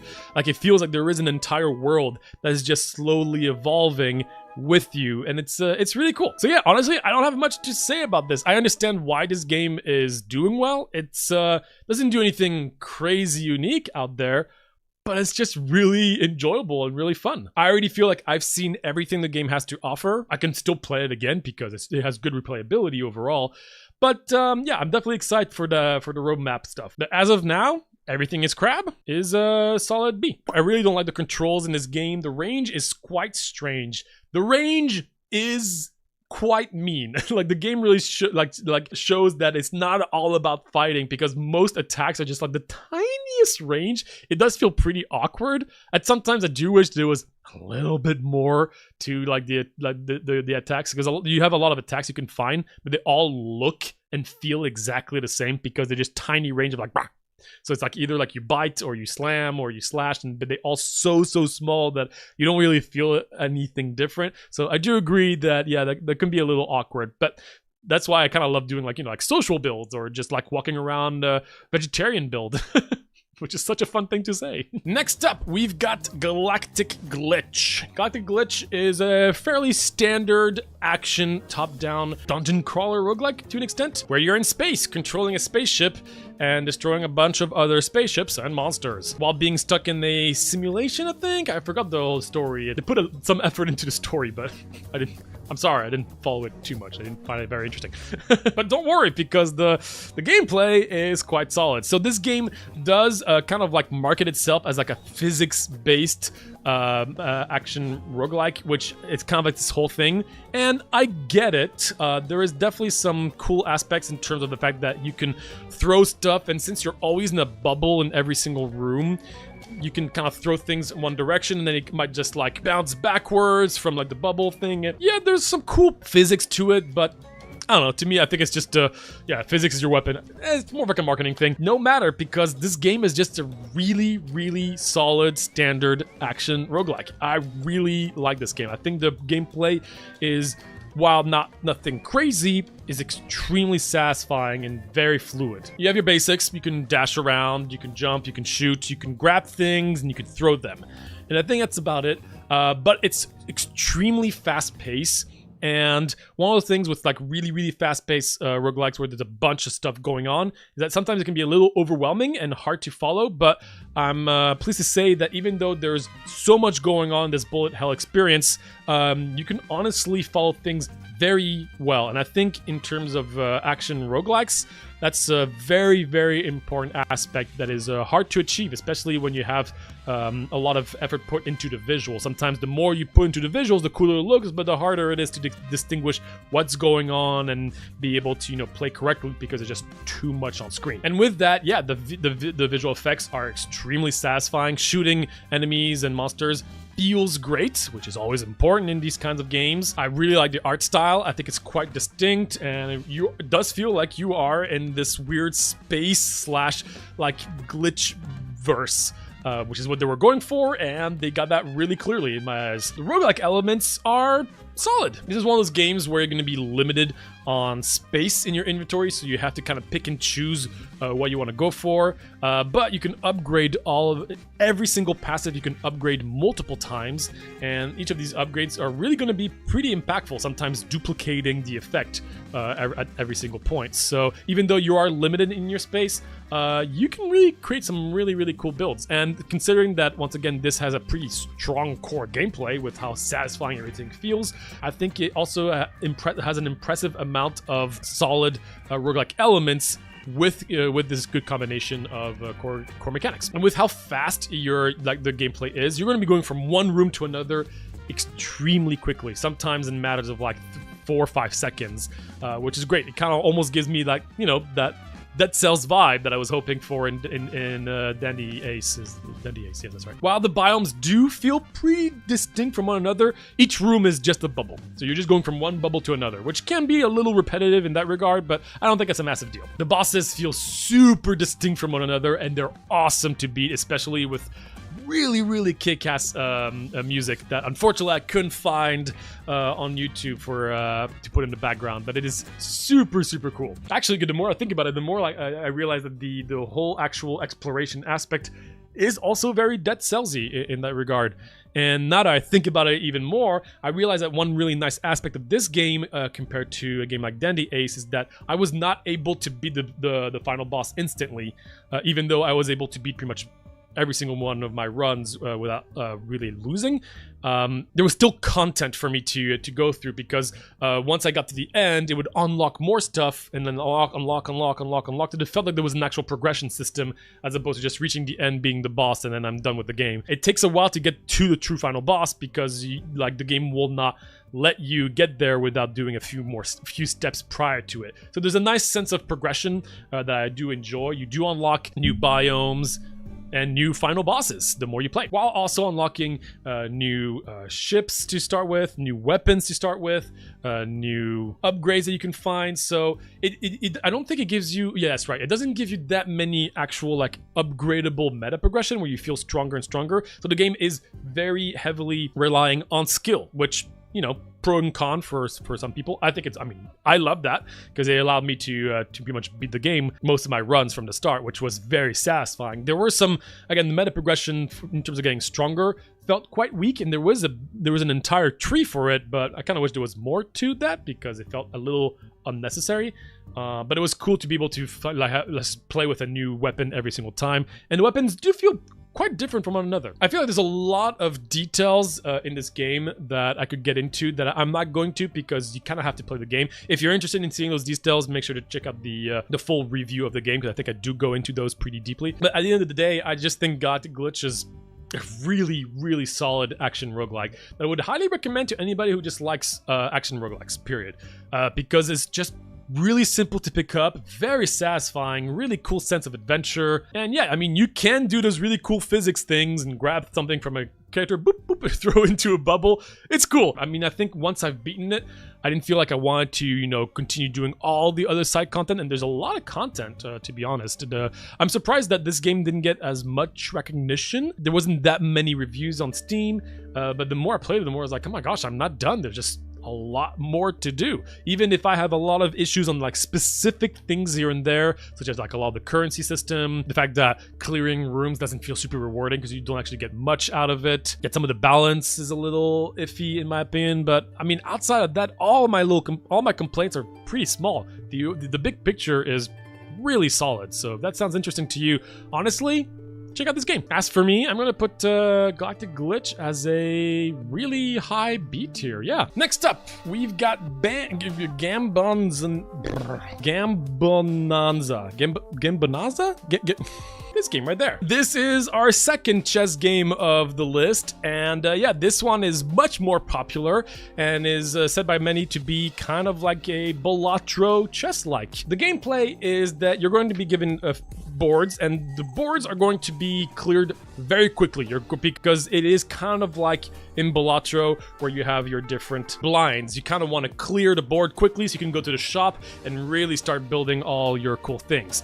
It is a Balatro-like in the way where pacing and the shop system works. During the shop, you can buy your kind of like jokers, and you can buy new pieces to add to your deck, and you can also upgrade the board itself. That's pretty much it. Now, differently than Below the Crown that we talked about previously on this video, this to me is not a game where chess matters as much.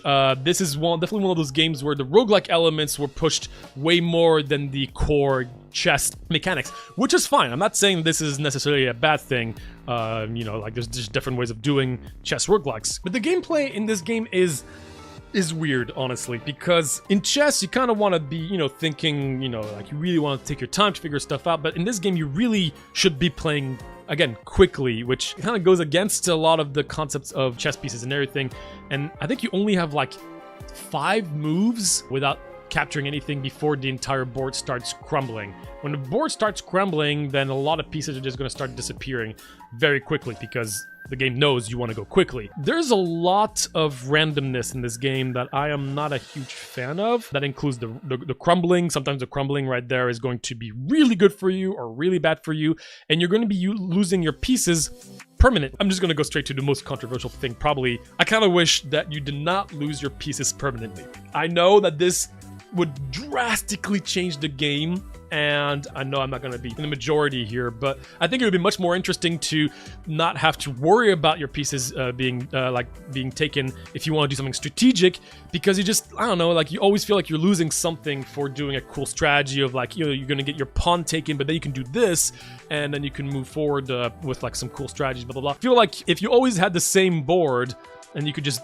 like upgrade this board, and then you can really focus on strategy. Since the core roguelike elements are so prominent, then you would expect that, you know, there's a lot of strategy around the roguelike elements, but I also feel like they're trying to push for a lot of builds that are just really hard to achieve. Compared to Balatro, almost everything this game has in the roguelike department, all the builds, all the jokers, I forgot how they're called, requires so much work to make happen. Oh, you have to have a bishop that does something specific that can then do something to get something else.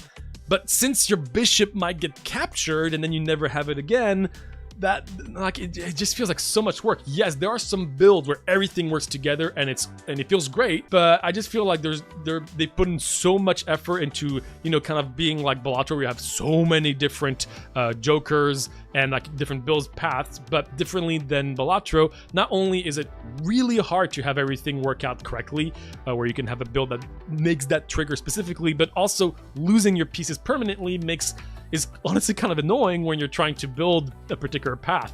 And again, sometimes that path is going to work out and therefore everything's going to feel great, but especially in the beginning, it just feels so like most of the things you see in the shop you just don't want to buy because it's like, oh, well, I need to get promotions from my pawn for this to work. But it's really hard to get promotions unless you have another thing that allows you to get promotions through doing something else, and then, oh, everything works out. A lot of the builds are too specific, too hard to make the synergies work, and in combination with, you know, losing your pieces permanently, I just got kind of annoyed with just trying to make things work out. I've beaten the game on like a few difficulties. I've played the game enough to get a good vibe out of it, but this is definitely a game that if I had like a chess friend, like chess player friend, I would much prefer recommending like Below the Crown than this game, because I think the aspect of chess is lost very quickly, especially if you end up having a build, which is what the game's trying to push you towards.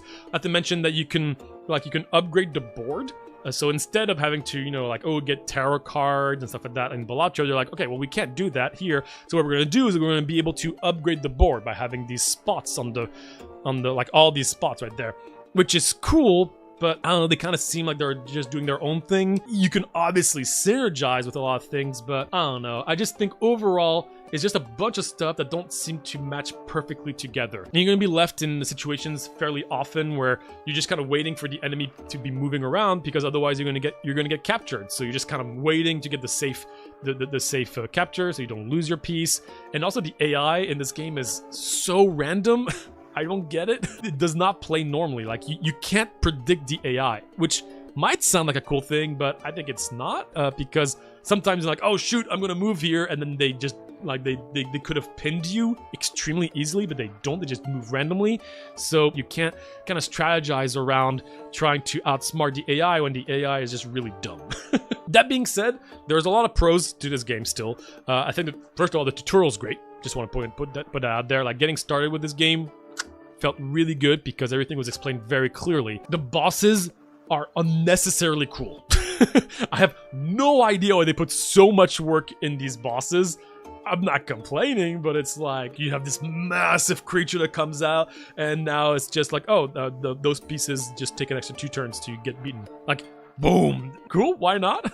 And of course, like, if you do play chess, you're definitely going to get an advantage. You can be able to see how you can do, like, how you can pin some enemies pretty clearly and, like, do some cool moves, but that's going to be lost pretty quickly if you're going to end up having a good build. I think a lot of the cool chess moves are mostly going to be early when it doesn't really matter, as opposed to late. I wish that they would go even further into, like, screw chess. We're not trying to be the best chess roguelike, we're just going to be a really cool roguelike that uses chess mechanics. I think that they're trying to do a weird in-between, and the gambits just don't work for me. Sometimes you're going to be on a board, and the enemy, depending on the placement, you're going to be like, oh, okay, well, I just have to wait until they move randomly so I can capture this without losing something, and then you wait like 3 turns, and then you're like, okay, well, I guess I either start having the random crumble effects, or I lose one of my units because there's nothing I can do, and then I can start clearing. Cool, I cleared, but now I lost my unit that had a synergy with that gambit that I just bought. I'm repeating myself. I think this game is interesting. I love the music as well. I mean, they did really go for the Balatro-like style, where they have one track that's really cool that I think is featured on this playlist that you're hearing, that also has like different layers depending on where you are on the map and stuff like that, like on the shop and stuff like that. And I love it. I think that's a really, really cool vibe. They did that successfully, which is hard to do because the Balatro music is iconic at this point. At the end of the day, you quickly realize that even though they're trying to make every piece, you know, equally feasible by having a bunch of gambits, the queen is just always going to be better. Like, the queens are just so busted in this game, like they are in chess, right? I mean, I'm glad that a lot of people do enjoy this game because it's pretty unique and it has a great vibe to it for sure. But this, to me, is an inferior chess roguelike compared to Below the Crown right here, personally. Even though it has different goals, obviously. That being said, I still had a good time with it, and I'm still going to put this as I'll put this as a low B tier. Next up, we've got Haste. Haste is a really fast-paced 3D running game where what you see is what you get. You're just going to be running as fast as you can from one end to the portal. I remember playing this game when I think it was like a demo at GDC. Since I've actually did my review of this game a while ago at this point, they've added quite a few things. And I will say they have fixed a lot of the issues I had. But before getting into all of that, you are running at all times, and while you are running, you have a few things you can do. You can use your active ability, which can be in a lot of different forms. It could be like a board that you can just build up momentum. You can have wings to flap. It depends which angle you want to go, which build you want to go for. And more importantly, while you are flying, you can choose how much you want to dive back down. And the whole goal is to make sure that you get the right angle so you can land and get perfect scores at all times. Get the little perfect right there. The more you get perfects, the more you build up your energy system so that you can use your active once again and rinse and repeat. So it's just a balance of just like getting the right angles and then going fast, and the faster you go, the more you can escape the void that's trying to consume you. I remember the first time when I did see visually the demo, I was worried because I was like, this looks really, really cool, but does it feel good? Yeah, it does. This is definitely a game that push skill to the max. Like, you really have to get comfortable with it. At first, it's gonna take a while to really get it, and then once you really feel comfortable and you can really predict a lot of the layouts of the levels and really get the right dives and master the active abilities you're gonna have, you're gonna feel like one of the coolest people playing this game, and in conjunction with the great visuals and incredible music. My goodness, the music is so good in this game. Like, I listen to it myself outside of the game just because of how much it's just, such a good vibe. And a lot of music too. They have a lot of different tracks here. They put a lot of effort into it. And while you're running, you're trying to collect these little gems, which are going to be used for currencies for you to buy all that your roguelike stuff. And there is quite a bit roguelike elements in this game. Once again, this is a game that has a obviously massive focus on its core gameplay, so the roguelike elements are not massive, and you wouldn't want the roguelike elements to be that big because you don't want to be messing with the core mechanics that much. But they're still quite impactful. I think they did a good blend of having some cool, passive and active items to buy without, like strafing too far from the really cool just running from one end to another, right? So you're going to find things like, the more you collect those gems, the faster you go, the more you collect them, the more energy you get, the more you can heal, because you do have health, which I will be touching on a little bit. So yeah, they're fairly minor, but they definitely do make runs feel interesting from one another. Ultimately, you're not going to feel drastically different from one run to another, but again, I don't think that's a problem. Just the right amount, in my opinion. This is a game that has a big focus on the story and the whole adventure aspect. You are going to go from one level to another. Each level is going to be randomized, but it is still one biome to another. And I think there's only like 4 biomes, and then you repeat the biomes, but at a different level of intensity, pretty much. And at the end of each of those, you're going to be fighting a boss. The bosses are pretty cool. Some of them are cooler than others and can be a little frustrating. It's hard to do a boss in a game that's all about running, to be honest. I do understand the limitations. I haven't seen all the bosses since they've updated the game, so maybe they've made it a better job. But yeah, overall, I mean, it's still really cool. Outside of the runs, there is meta progression. There is meta progression in, the form of unlocking things, but also actual just, better stats, better health, stuff like that, which I don't think, honestly, the game really needed that, but I'm not complaining. The more important ones are going to be the active abilities that you can try out. I do wish that the active abilities were free or cheaper to buy, so you could actually experiment with different playstyles. A lot of them are really expensive, which is a shame, because, for instance, I am a jump build kind of guy. And I know the default is that a lot of people were using the board, but I actually think that the jump is super cool, and I'm happy I tried it. Maybe there's another build that I would like, but I just don't want to spend all that money on. So this isn't a game that I have a lot of notes as well that I did touch on more in detail in my video, even if they have even if the game has changed since then. I still, a lot of it still sticks. But yeah, since then they've added quite a few things. Now there's some actual modifiers in between each of the little levels between the runs. So that there might be a map where you're gonna have you're gonna heal at the beginning, you're gonna have increased gems, that kind of stuff, which is nice. There's also now there's harder modes. I think there is a loop mode, but I still don't like the loop mode because you don't get many items. So it's like, well, if you're gonna give me an infinite mode, at least let me play with items.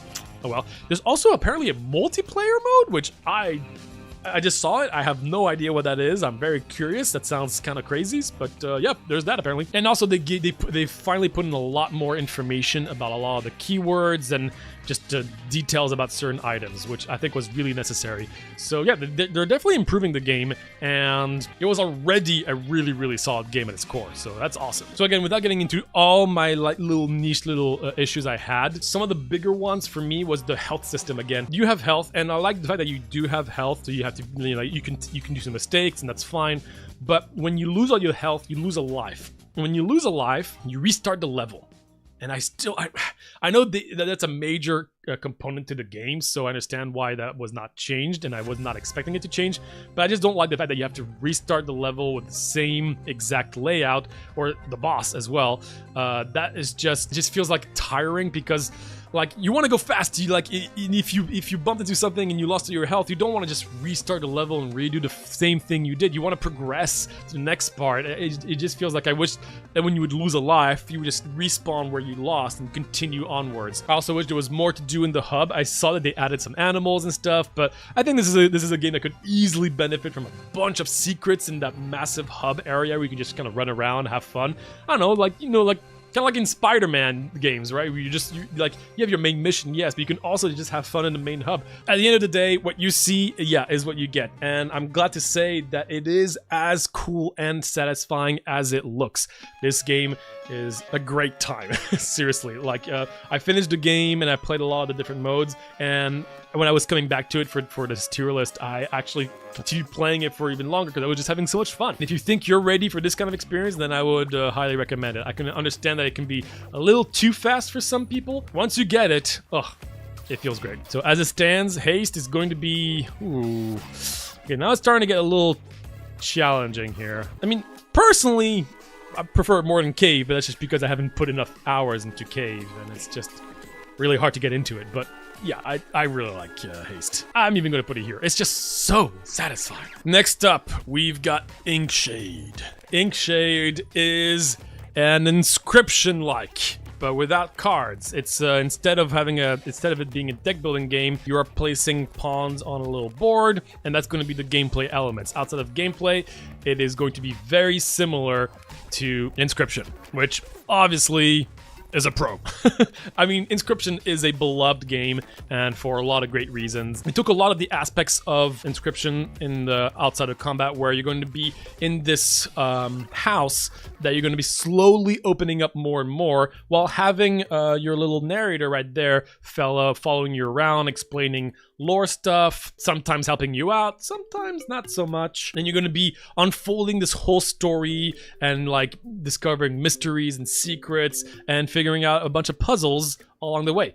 This is definitely a spooky game at times. There were some moments that I felt like pretty freaked out. Yes, it is blatantly copying Inscription, but honestly, again, if you can do it well and it's something that's hard to replicate, then that's totally fine, you know? Like, copying Vampire Survivors, that's pretty easy. Copying Slay the Spire, that's pretty easy. Copying Inscription, that's not easy, because you can't just grab the gameplay and be done with it. You need the vibe. The whole point of Inscription is the vibe, and they did a really good job with that. I loved outside of the combat. I love going around, figuring out the puzzles, like unlocking new rooms. Every time I would unlock a new room, it just felt like so exciting to see what was hiding behind it, and the puzzles were really, really solid. Not to mention that you're constantly just following the entire story from A to Z, like you're trying to figure out who's involved and like what's going on. Like, are you part of the story? Are you a character? It's cool. Now, that being said, I talked about the vibe. I didn't talk much about the gameplay, and that's because I really do not like the gameplay. I haven't been this divided in the game in a long time, because I loved everything outside of gameplay, but gameplay was it was so boring to me. Again, I know some people didn't mind it as much, and that's great. I wish I could have that view, but that was not the case for me. I'm not going to, again, dive too much into the specifics of it. If you're interested, feel free to check out the video where I really got deep into a lot of my issues with it. The bottom line is that there wasn't much strategy because there was very, very limited amount of actions and things to do. You just had movement and attack. Most of the pieces were pretty much identical from one another, and it was very, very highly dependent on meta progression, where you actually had to collect money to just upgrade specific pieces to just double their attack, double their strength, double their defense, triple their attack, stuff like that. And when you double like a piece's defense, they're immortal to a bunch of other pieces, and so you go from being unkillable to just instantly losing and having zero way of actually progressing if you don't have those stats. Like literally zero way. Like mathematically, there's a lot of fights you just cannot complete because there's just very minor amount of strategy when it really comes down to it. I realized very quickly that the right strategy was to just buff one unit to the max and then just have that unit just carry everything. But I was so intrigued in the story and so intrigued in the whole outside of combat areas that I just ended up like going into battle, just going as fast as possible to the end, not caring about anything, just so I could just progress because I was just, I don't know, I was very tired of just playing the same board, same stuff. The enemies don't really change from one another. Like basically they just either have more health, more damage, more range, and that's it. Really. And then there's like two different types of damages, but it doesn't matter. It's like you're either magic or defense. No, sorry, magic or physical. And you either have magical defense or physical defense. That's it. They're identical otherwise. So again, like ups and downs. I'm happy I finished it. I thought the ending was not as satisfying as I was hoping for. I think they could have gone even further. Your Slay the Spire like map. A lot of these tiles are also useless or boring. Differently than Inscription. There's no builds to go for, and even though the Inscription gameplay was not its core, at least there like it felt like different builds, like you had different things to do and there was strategy. Here there's no builds outside of what you pre-planned before starting the run, because you just can start with whatever units you want and just bump them up.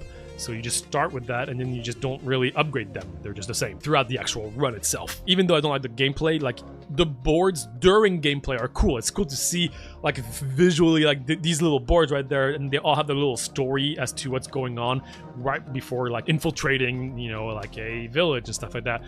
Again, the vibe, super solid. So overall, my overall thoughts on Inkshade are quite mixed, but I will say, if you enjoyed Inscription and you want to try to relive that experience, which is really hard to do, I can definitely recommend Inkshade as long as you're okay with the gameplay. I know some people didn't mind it as much or even enjoyed it. That was just not the case for me. I hope that you can get past that, because if you can, then I think Inkshade is a fantastic game. It is a one-time experience. Yes, it is kind of a roguelike, but since there's not many builds to go for, it's more of just a one-time adventure at the end of the day. So once you're done with the game, you're pretty much done. Like, you could replay it. There are different modes afterwards that you can do, but again, at the end of the day, from the beginning of the fight to the end, you can calculate how everything's going to go from A to Z very consistently, and it's not that hard. Considering that some aspects were definitely A tier, like high A tier, and some other aspects are like low C, I'm just gonna put this as like a... Honestly, man, the gameplay was just so hard. I did finish the game because I was very curious. It was a drag, but I did finish it, and a lot of the other games I have not finished. So I'm gonna put it as a low B. So hopefully you have a good time with it, because if you do, then I could imagine it being very enjoyable. Next up, we've got Mewgenics. That's right, the follow-up game from Edmund McMillan. And this is a board-centric strategy roguelike, where you control a bunch of kitties, each with drastically different playstyles, and you just progress through long runs, and then through that you get more actual meta progression, a bunch of quests, side quests. Okay, there's a lot to talk about in this game, and I've made a pretty in-depth review on this one, so feel free to check that out as well. This is probably the most popular of the games so far that I'll be talking about. There's another one that's even more popular, I would say. And does it live up to the hype? Honestly, yeah, it really does. Here's the thing. The Binding of Isaac is considered by most to be the best roguelike ever, and I do think it actually might be the best roguelike ever made for many reasons. And this game has a very different gameplay, right? Like, this is not a real-time action roguelike, this is a strategy board-centric game, completely different. And yet somehow they both have very unique things from one another. Like honestly, like if it wasn't made by the creator of The Binding of Isaac, I would still say that this has a lot of similarities with it. Mostly the fact that this game has more content than any other roguelikes out there. And that's one of the best parts of The Binding of Isaac, is the amount of stuff you can do in that game. Same goes here, potentially even more so. This is a game that takes hundreds and hundreds of hours to clear, which is crazy in a roguelike. When I did my review of this game, I had like 30 something hours and I felt like I was barely scratching the surface, and now I have about 100 hours and I'm still barely scratching the surface. I haven't even gotten to the true ending of the game. It's crazy how much stuff there is to do. And obviously content is not everything. How good is the gameplay? Oh man, gosh, it's so good. It's good in a lot of pretty unique ways. Since there's so much to do, that means that there's always going to be so many different ways to approach every fight. Each cat will have a ton of possible abilities to choose from, a ton of items to equip, and in combination with each of them, and with different enemies that there are so many of as well. Like, it's just every single board is gonna look different. It's like shuffling a deck of cards. Like, you're never gonna get the same one. Like, you might know all of them, but the combinations are just so different from one another. It's incredible how much you get out of this game. It just really shows how awesome indie games are. Again, like, the amount of content you get for the money you put into a game like this is just absolutely crazy. Also, very strategic, obviously, with the amount of stuff that you can do. Knowledge is important of the game. Same with Isaac. Like, knowledge was the key to being comfortable with Isaac, and this is definitely the same. I would say there's not that much RNG in this game. Like, you can like someone who's good at the game can honestly beat most of their runs quite confidently, which is really cool. But you are definitely going to have a lot of like, what does this do exactly? And then you lose your cats. And you're like, oh. But the cool thing is that even though you lose your cats permanently, which can feel bad, this is a game where, you know, like, getting new cats is pretty easy. And especially early on, losing like your best cat is not a big deal because you can only bring them once to adventures anyways, and then you can just only use them for the breeding system, which I'll talk about a little bit more. So it doesn't feel terrible when something really bad happens. It's just fun, and then you just go again. It's not like Darkest Dungeon, when it can really feel terrible when you lose to something that you were not expecting. This, not so much here. And similar to The Binding of Isaac, you are going to find combos that are just going to be game-breaking. And when you get those game-breaking things, you're just going to clear every single run, the entire run, extremely easy.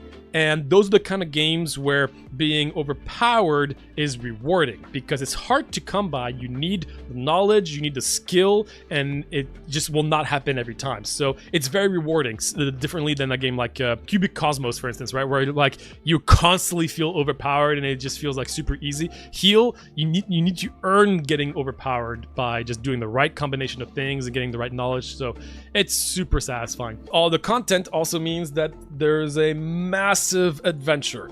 There's a very long main quest that takes, honestly, 100+ hours. A bunch of side quests that are ridiculous. Ton of things for like the meta progression. Similar to Isaac, it's not meta progression that necessarily makes you stronger. It will if you know how to use it, but it's not like, oh, you spend money and you have plus 10 HP now. It's, you can get better breeding systems, and the breeding is complicated and a little confusing, and I'm not a huge fan of it personally, but I don't think it's a bad thing for the game. It's just not something that I really care too much about, especially since I still think it takes too long for the game to give the player information about breeding. You will get more information as you play, but I think it just takes so long before you get knowledge as to how things work and why things work. Even though I still don't fully comprehend everything about the breeding system, didn't matter to me, because I realized that even if I don't have the best cats, you can just work with so much that the stats are not a necessity, at least in my eyes. And every time you start a run, choosing your cats and then choosing the rolls and then choosing the items, that by itself can take like upwards of like 10 plus minutes. And that's so cool. Like just the amount of prep you have for at the beginning of each run is just so enjoyable, because a lot of times with roguelikes, one thing that a lot of games struggle with is making sure that the beginning doesn't feel repetitive, because, you know, that's before you start building your run. So a lot of times you're always starting the same way. That was a problem with Enter the Gungeon. That's a problem with a lot of games. But here you have so much customization prior to the run that like the beginning is unique, and then throughout the run it's also unique because you're constantly being rewarded with new abilities and new items to play with. So it's fantastic in that regard. Do I still have the issues that I had when I first talked about the game? I would say yes. I don't care about them as much anymore because I'm so used to the game as a whole. But you know, a lot of complaints are mostly for people that got started on the game. If you play for 100 hours, then that means you enjoyed it. So I still sometimes wish that there was less limitation in the equipment, like in terms of where they can go and stuff like that. Sometimes you get a curse and now you just cannot use an item for a really cool character, which again, that's the point, you know, you have to adapt, and I like that side. There's still some pretty questionable quality of life stuff, including like movement pathing. Like sometimes you have to go through some spikes even though you could theoretically go the other way, it would be the same. I kind of wish events where you have to choose like between A or B from a cat, you could choose which cat does it, or at least choose between two cats, so you could have a little bit more flexibility. I do appreciate that sometimes you're just giving a terrible event with a terrible cat that has bad stats on it, and then you just have to live with the repercussions, and sometimes the bad stuff is not necessarily bad, so I don't think it's a bad thing overall, this whole thing, but I kind of wish you had a little bit more to play around with in terms of like which cat could do the event. Maybe like just two, I think would be cool. I still think that the shops in the runs are boring. You're mostly just getting a level up and that's it, because then the items, you can just find a bunch of items anyway. So differently than Isaac, money doesn't feel as important. That's something I still feel pretty strongly about. Like when you get money in Isaac, you're always kind of excited. But when you get money in this game, you're like, okay, just more money that you're just going to be spending on getting levels. So I don't know. That I still wish they would change that like drastically to an extent, especially after having played for a while. I do think that they've actually made instant death things occur less frequently, specifically with like being charmed. Like these kind of effects are really terrible. They can just completely ruin your run. Like there's like one cat can just kill everything and use all your items, and it feels terrible. They've kind of reduced some of the quote-unquote unfair stuff here and there. But yeah, no, outside of that, yeah, it's an incredible game. I recommended this game to a lot of my family members that actually love the game as well. Although I will say, if you want to recommend this game to family members, I would recommend telling them to change the family-friendly breeding system, which I honestly think is way more fun. Like yeah, this kind of stuff. It's way more fun, or they kind of go as opposed to the default one, which I don't know. It's kind of weird, to be honest. Even for a big fan of Isaac who's seen weird stuff. Prefer this. An incredible game. It definitely deserves all the hype. I think it's honestly even better than a lot of people would say. I understand that it definitely does require a lot of commitment to play a game like this, because the runs are long and every run just gets you just tiny bits closer to, you know, a little bit of your next quest kind of stuff. And yeah, sometimes the meta progression can be just slow, but that's the point. You're supposed to play a ton, and luckily enough, playing a new run is a brand new experience every time. So yeah, it definitely deserves the hype. I think Mewgenics is an easy S tier, no question. I think Edmund did an incredible job. I didn't doubt him, to be honest, because honestly, his design approach of Isaac is incredible. And yeah, somehow he did something incredible with a completely different genre, which I really respect. Next up, we've got Moonlighter 2 Early Access. This is the follow-up to Moonlighter 1. Now, I liked Moonlighter, the original. I did have some issues with it, and I think a lot of people did as well. And that was, again, mostly due to the fact that this is a game that is split once again in two very distinct portions. The gameplay aspect, where you're just going into your dungeons, collecting loot, and then the selling market aspect, where you go into your shop, you're selling all the loot you found, and you have a unique like mechanic around that as well. So this is kind of like a Cult of the Lamb. Much more in this sequel than the previous one, I will say. And I've said it already in this video, I think it's really hard to nail these kind of games that have two drastic different gameplay loops. I think the original had that problem, and I was definitely looking forward to seeing how they would tackle this issue that every game has, or try to do that, in this sequel. And again, this is in early access, and I've played quite a lot of it, and I've got to say, I am really enjoying this game. So I kind of forgot a lot of the specifics of the first game, but I do know one of the big differences with the sequel is that the gameplay portion is a lot more like Hades. Now, again, we talked about this so many times on this channel already. Yes, everybody has been wanting to be Hades. There's a good reason for it, but when it works, it can work. So here, instead of having one big dungeon that you're just exploring from room to room, you're going from an actual map that has different rooms layouts each, and it's like kind of like just an arena in each of the rooms. I will say from the get-go, I think it works quite well, but it definitely did lose a lot of the exploration aspect of just having this big dungeon that you're just exploring consistently, instead of having actual loading screens from one battle to another kind of vibe. That being said, that was a different approach, and I respect them trying something different. More importantly, you are going to now have boons. Good old Hades boon system with like the flame boons, and you can upgrade your basic attack or your special attack. I think in this game, considering that again, not the entire focus is dungeon gameplay loop, it's not as much of a, like sophisticated combat system than a lot of other action roguelikes. I think that they've constantly been polishing the gameplay every single update here and there, but it still feels a little clunky. And I could talk about it for a while as to why I think that is the case. I think it's really in the specifics. I think it's a lot in the input buffers, the fact that some animations are really slow, but a lot of other things around you are fast, and that it can be a little hard to see what's going on. It's going for a lot of things at once. They want to make sure that you're not feeling like an overpowered crazy character like in Hades, because you're just a shop owner, right? I like the fact that you feel slower, almost like like a Souls-like. I think the gameplay is good, but it's not fantastic to me. Not to mention that some of the weapons that are given to you just don't feel that great. Like the spearheads have to be near like enemies if you want them to home to them, or you have to be positioned correctly.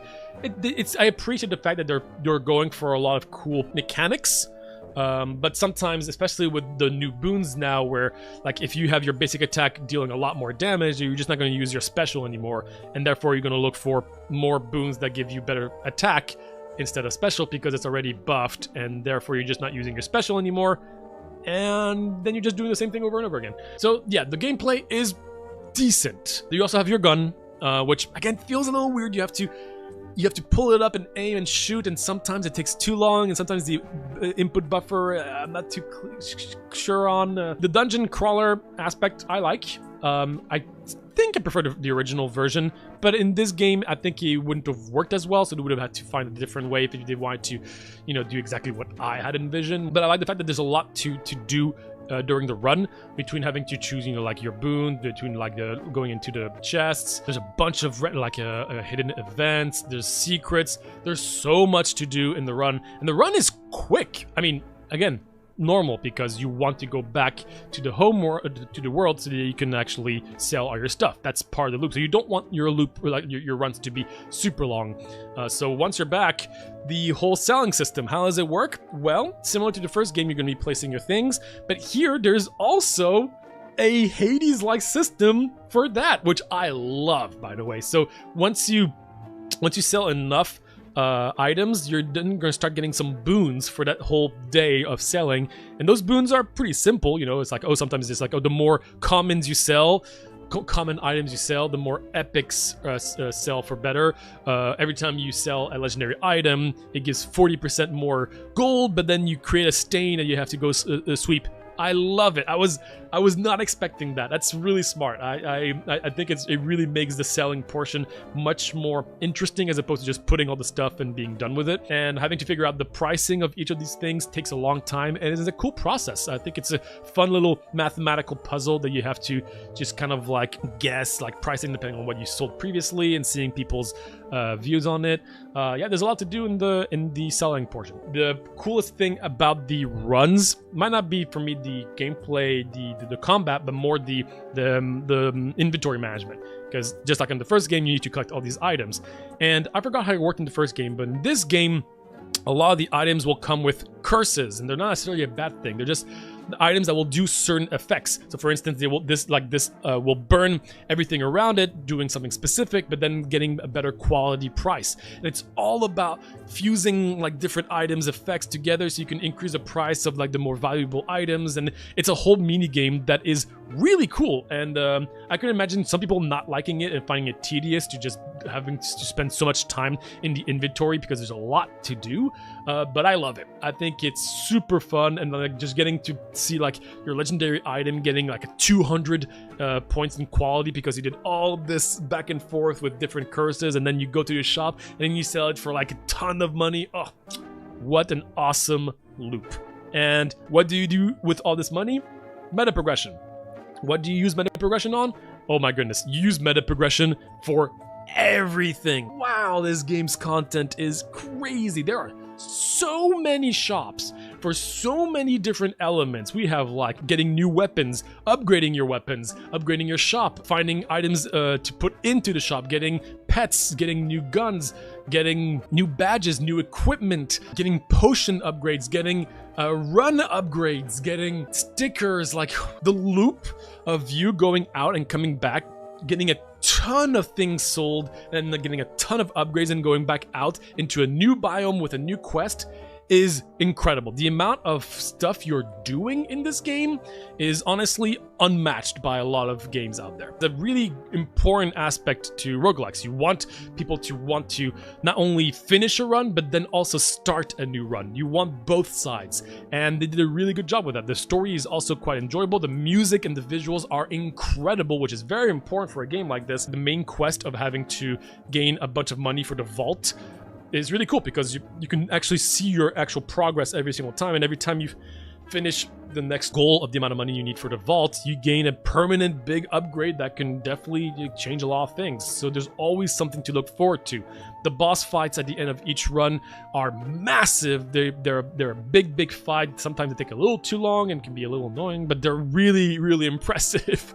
And again, this isn't an early access. This is a game that is going to really have to rely on making sure they have a lot of places to travel. All the biomes right now are beautiful, but there's only 3, and each biome has 2 different levels, one daytime, one nighttime, pretty much. So I hope there's going to be a lot more biomes, at least similar to the first game. I know that's a lot to ask for because each biome requires new items with like the specific curses and a new system with the curse and everything. So there's a lot that goes into getting more content, so I get it, but I think it would really be helpful. But yeah, overall, an incredible sense of adventure. I am loving this early access. I cannot wait to see the full release, to see how things are going to feel when everything's available, because there's already so much. There's so much to do. I still have some issues overall with like a lot of niche things I talked about last time I played this game on the channel. I think some of the boons are too situational.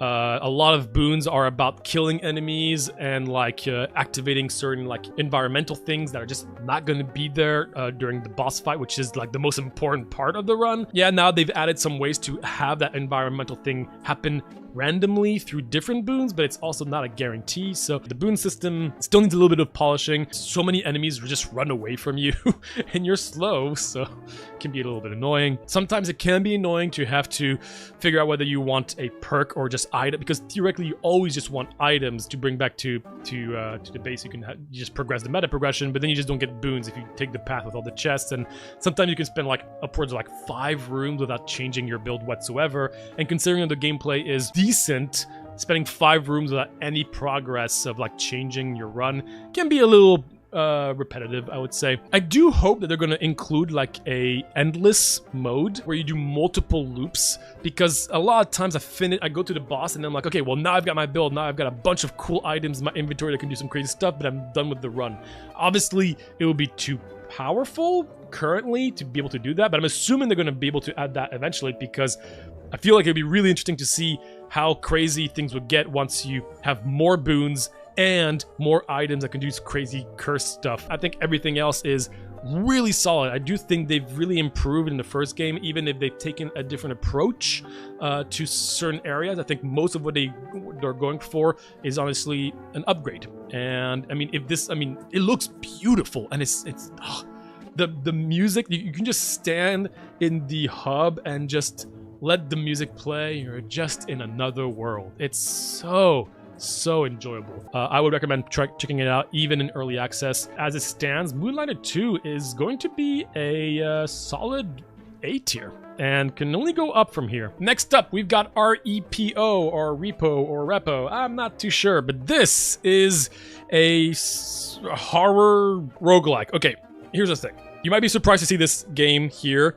Now, is this game here because it's a roguelike?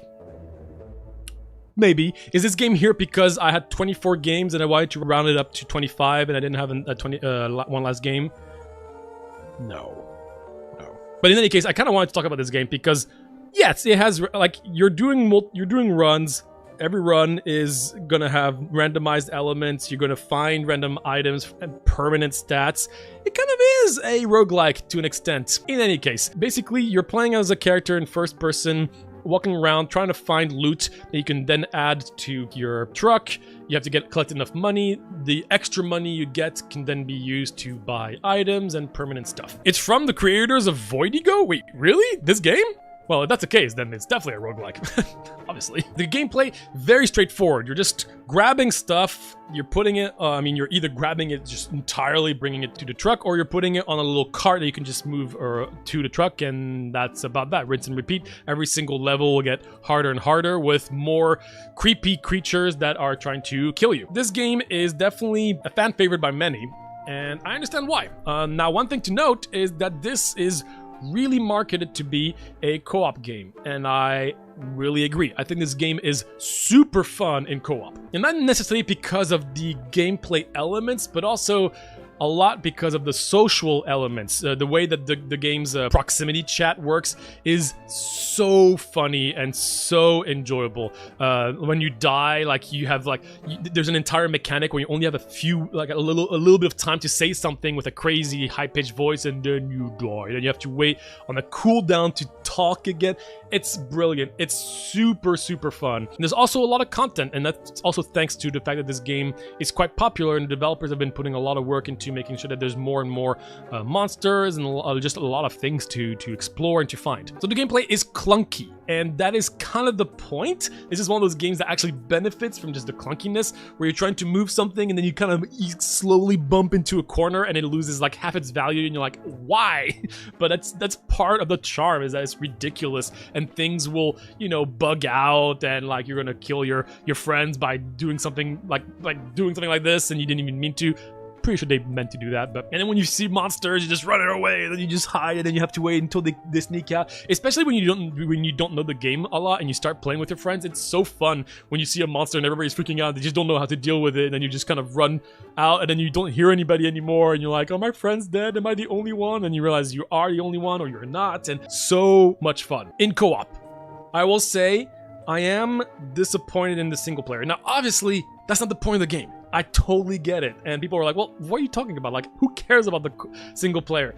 I'm just saying I'm surprised they didn't put more care into the single player, because I do think that this game could be more fun in single player if they put in a little bit more effort in trying to make things a little bit more balanced and, like, I don't know, some unique things for co-op. I know, again, that's only like a small portion, but I think there could have been a lot more. by making sure that only a small amount of items would appear in single player, not the big stuff, that certain enemies wouldn't be as aggressive. I mean, it just feels very unbalanced, and there's no real point to playing single player, which I think is a bit disappointing, because I've tried it and I was like, that's just not a fun game. So I just want to point that out, because usually I do all these reviews for single player. This is obviously the exception, but I do want to talk about it still. Another frustrating aspect in multiplayer is if you do die early from like a random thing, that's funny, haha, you died quickly, but then like it takes forever for you to get resurrected. There's definitely an aspect of like, if someone is not as comfortable with these games than the others, they're not going to be doing too much. You can die very quickly from random things that you were not aware of, and then dying can take a while to get back on track, and when you get resurrected afterwards, you're low on health. So unless you spend all your money on healing, you're always going to be at a disadvantage when you die, which can be annoying for people that are just, again, not very comfortable with these kinds of games. Something that I've experienced with playing with other people. Every run can feel quite different. Like you're going to have someone who's much better at carrying things, someone who's much better at running. You can have different items, and there's quite a lot of items to buy and a lot of different guns. Some enemies do feel pretty similar from one another sometimes, but I don't really care. I think it's just fun to just have a bunch of different enemies that are all spooky. And even though I've seen people complain about, you know, like, oh, you're just kind of hiding, like you see a monster, you hide, and you come out and you drag something and then you hide and that's it. Like, yeah, but that's pretty fun. I don't know. I like it. And if you have the right group of friends, then that gameplay loop can be really, really fun. And I feel like the more you know things about this game, the more strategic you can be, and I don't know, I think there's definitely two angles to the enjoyment of the game: the discovery of all the monsters and the mastering of how to deal with each monster. I think both are equally going to sound equally interesting to me, at least. I am going to be reviewing it mostly as a co-op game, but if you had a better single player experience with a unique twist to single player, I think this would have gone a long way. But this really relies on your friends, to me. Like, I think the gameplay loop is so simple and basic that if you don't have good friends to play with, then the game is not super interesting to a lot of people. So it's kind of hard to review this. My own personal experience is that we played it for a bit. Some of us did get frustrated by certain elements. Some of the repetition, some of the fact that there was not much you could do here and there, and that other people were just carrying you. Sometimes that was fun, sometimes that was annoying. Overall, I think I would probably put it as the top of B tier for me. As someone who, is all about roguelike game design, it's kind of hard for me to rate this game because the game design is pretty basic, but works because it's basic. Anyway, it's there. If you have friends that would like to play this kind of game, you should definitely check it out, because my goodness, is it hilarious when you're first experiencing the proximity chat system. Please hurry up, I'm dying. Next up, we've got Sculplings. Sculplings is a turn-based Pokemon game. Literally, like you're just playing Pokemon. You have a team of 4 Sculplings. They all have 4 different attacks. They have a passive. There's different elementals that you have to counter. The big twist here is that, as you can see, everything is hand sculpted.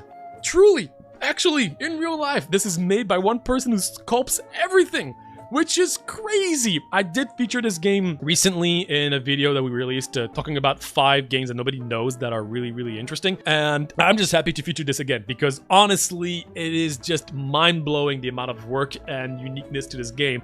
And, originally the concept of it just being hand sculpted was cool, but that's not enough to make a good game, right? But honestly, the game is really, really solid. I mean, if you play a lot of Pokemon, you know how to, these games are pretty easy and they can get a bit repetitive. Here, you can really see that a lot of the abilities and a lot of the Sculplings and the stuff you can play around with are really meant to be in a roguelike format, which is great. Things progress much faster. You do evolve quickly. You get a bunch of new abilities, a bunch of items to use. And in the meantime, you're also discovering a ton of stuff. This game has a surprising amount of content, because you have to do an entire run. Then instead of being all doing the Elite Four at the end of an adventure, you're doing each Elite Four one at a time, and then you have the 5th one that you have to beat. But it takes a while to do that, because the runs are pretty hard. You do have to understand how the game works. All the different types are kind of all over the place. You've got food, spooky, that kind of stuff. I guess that ties into the humor of this game is honestly some of the funniest I've ever seen in a roguelike. period. It's just so funny. They did such a good job with the vibe. All the NPCs, all of the information, the attacks, the names, and also like the snack. That's the official name of that Sculpling. So you can get the vibe. I've played a lot of Pokemon, but I will say the gameplay of Pokemon does get tiring for me. And so I have played this game quite a bit because I just really want to support the game and I love the concept and it is really cool, even if I haven't finished it, just because, you know, I kind of get tired of Pokemon games. There is also meta progression, but not in a sense where like, oh, you get stronger and stronger and stronger, more like just a bunch of stuff to unlock and a bunch of cosmetics. And I've got to say, when your cosmetics were handmade, you know, that's some motivation to get cosmetics. You can get a new hat that you know was done by hand. That's so cool.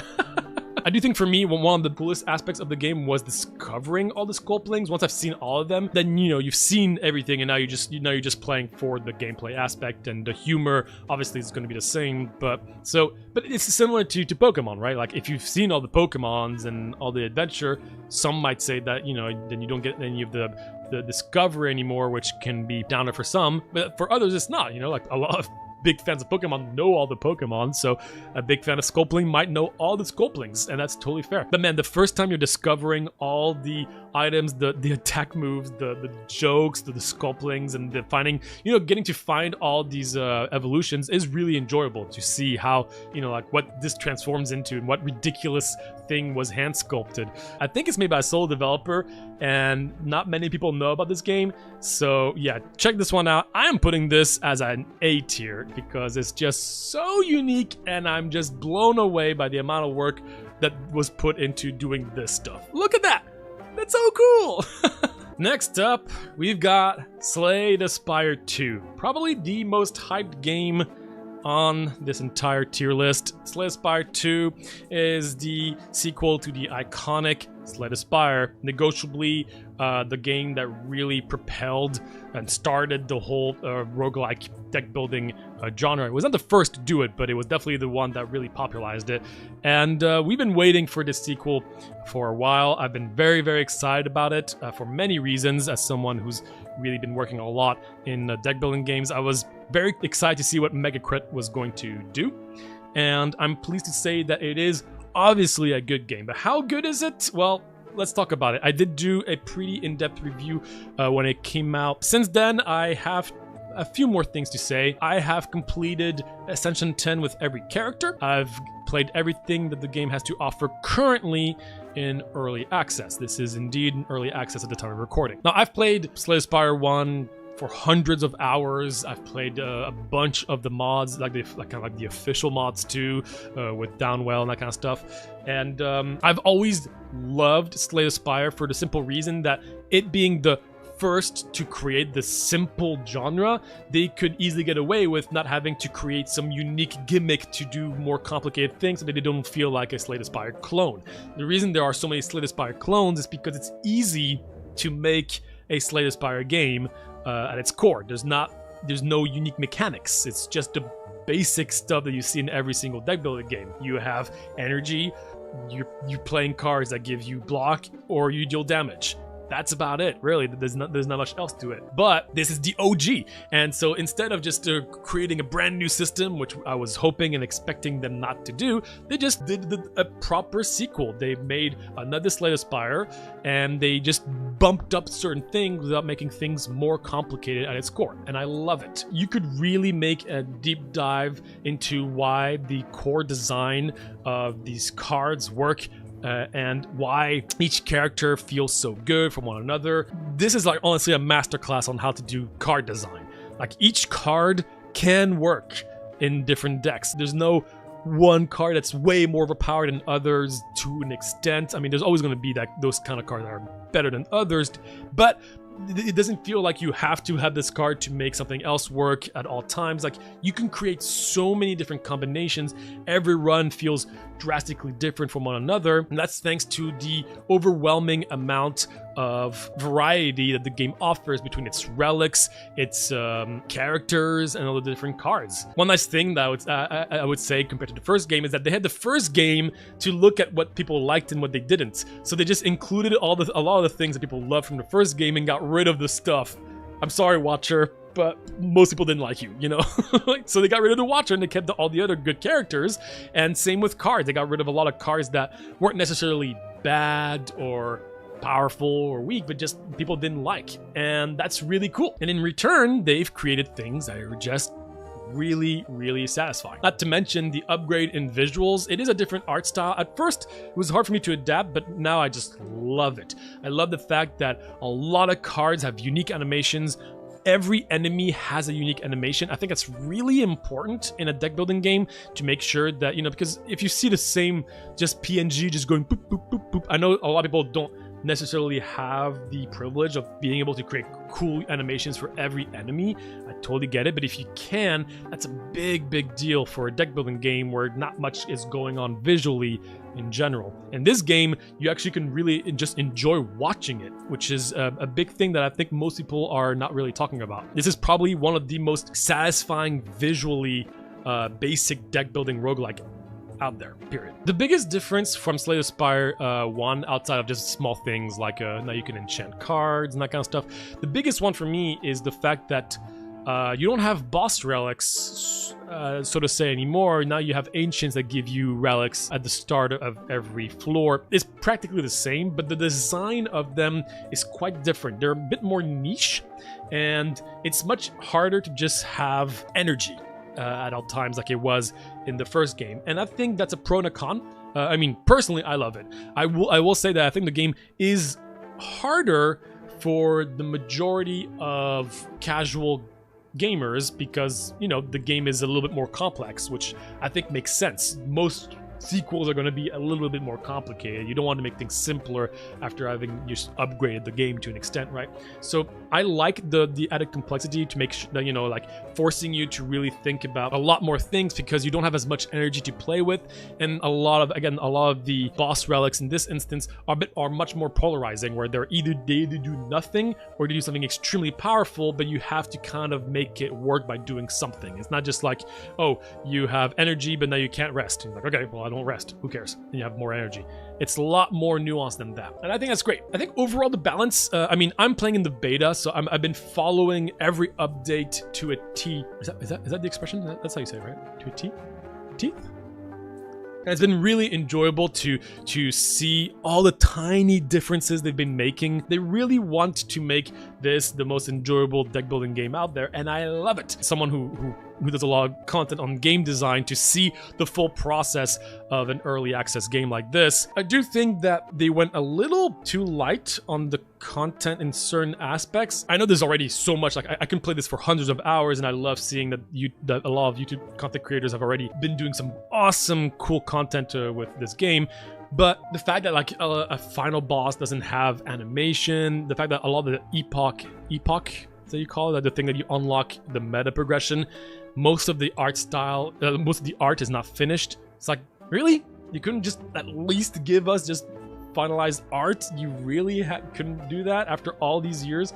I don't know. I know some people don't really care about that stuff, but for me, the epoch stuff is probably still the thing that I dislike the most, which is not a huge deal because once you get these things upgraded, you never have to look at them anymore. But I don't know, I feel like for the progression, it's kind of disappointing because it's still visually a mess. You don't really understand what's going on, why you have to go here and back and forth, and without the clear art, like, you're not as invested as, I mean, at least I wasn't, and I know a lot of people as well aren't. So I do wish and hope that they're going to change the epoch system overall, do a full revamp of it personally, and I do look forward to seeing the final animation of that third final boss and the different biomes, because I'm glad that they show that there's already 2 biomes on the first map. That's so cool to have 2 different complete biomes with completely different events, enemies, and bosses. So much work is put into that, but they still have to do that with the floor 2 and floor 3,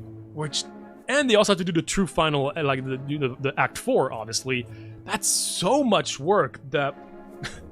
Like, I hope it's gonna come, you know, not in like 2 years kind of vibe, because I'm tired of having early access games, like spending years and years and years in early access as an excuse to just not put stuff out. As it stands, it's incredible, and I understand that there's a lot that needs to be done and that they're working on really hard. Now, on top of that, this game also has multiplayer, which I remember when they dropped that announcement in the trailer, just not too long before the release, they're like, multiplayer? That seems ridiculous. And I've been playing a lot of multiplayer, and I've got to say, they did a really good job overall. It's very, very fun. I like the system. You can see it wasn't just last second put in there, because a lot of things do work together, and you do have to, like, everything is in real time, and you can see what the other people are doing and stuff.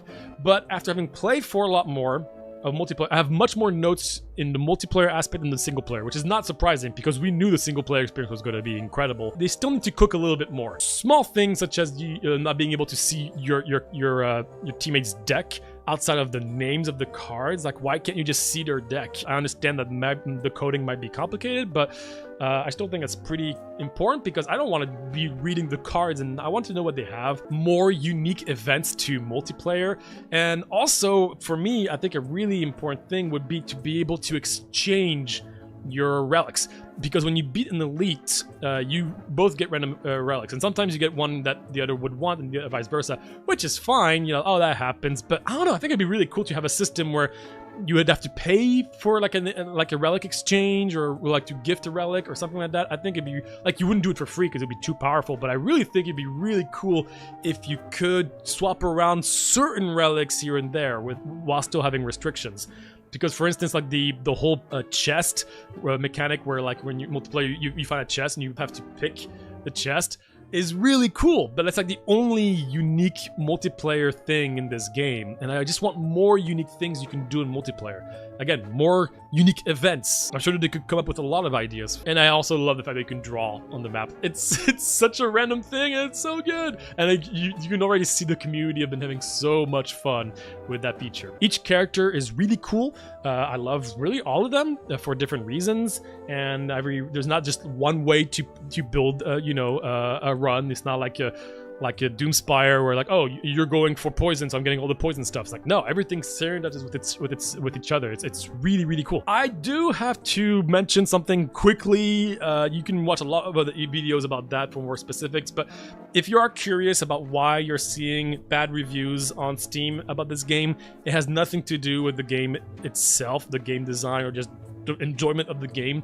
It's just some complicated drama with a few things mostly in line with the fact that certain Asian countries are not able to give feedback through the feedback system in the game, and so they're complaining on Steam. And there was also some other weird unnecessary drama. Like a lot of the recent reviews you should really read to see why people have been like being mad about the game. It has nothing to do with the game. It's really sad. 95% of the bad reviews are just because of something outside of the core game itself. So that's something that you should know if you were not aware.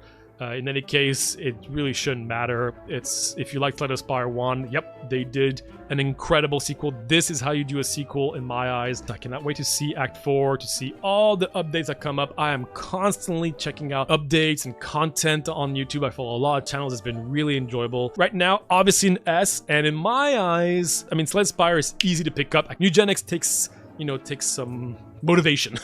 Not a bad thing necessarily, but currently I'm just gonna put Sled Spire 2 above, but they're both absolutely Game of the Year worth games. So yeah, Defect is crazy good in this game. I'll tell you right now, every character in my opinion is crazy good in a lot of different ways. Yes, some characters are more powerful than, like, are easier to break than others, and I'm glad that they did like reduce the amount of infinites early on. I know people were mad about that, you know, people like a lot of negative reviews of people, oh, I can't do infinites anymore. It's like for people need to realize that when you put a negative review on Steam, it's because you don't like the game, not because you don't like the recent patch in the beta branch that lets you not go infinite. Like, gosh, people can be so dramatic. And I think it's great that it's not as much infinite reliable right now.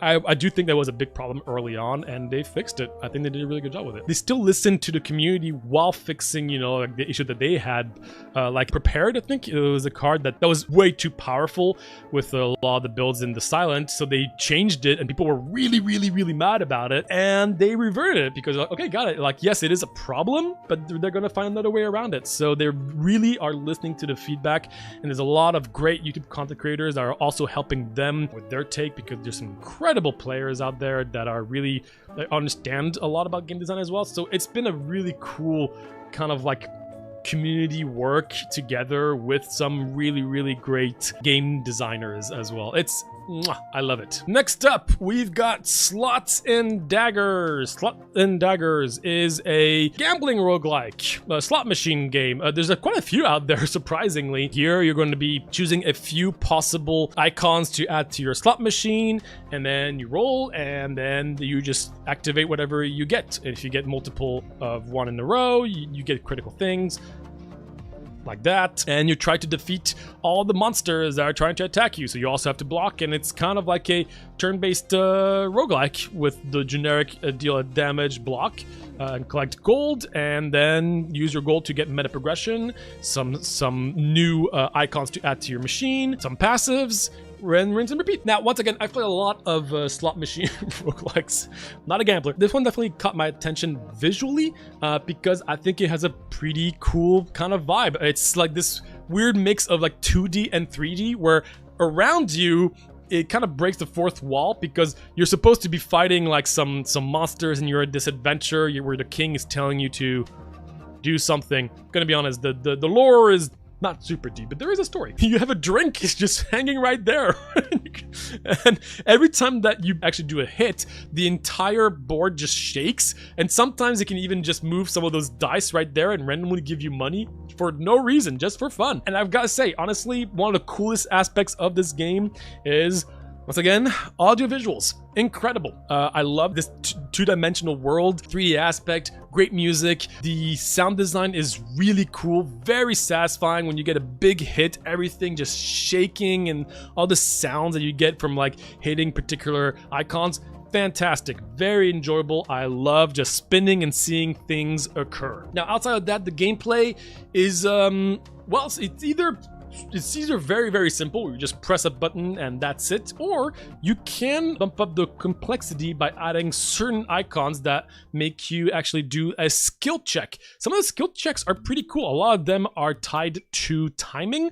So for instance, if you get like a particular icon, then you have to aim with your arrow, and then you have to click at the right time, or you get a bar that goes woo woo and you have to hit it correctly. One nice thing is that the rhythm of all these things is always going to be random. So you're not going to always have the right rhythm at all times, but right there, sometimes it goes faster, sometimes it goes slower, and the way it moves is random. So there is a skill portion physically to this slot machine game here and there. And ultimately, I gotta say, as a drummer, yeah, I've realized that I was able to benefit from certain icons much more than others because I just had a really good sense of timing, and you will actually be able to beat the game more easily if you do that, which is cool. The gameplay does not get that much more complex. One thing that is important to note is that since there are these criticals, which means that you need to have 3 in a row, you can add a bunch of icons to your slot machine, but it's a lot of times not worth it because you don't want to have too many, otherwise you're never going to get those 3 in a row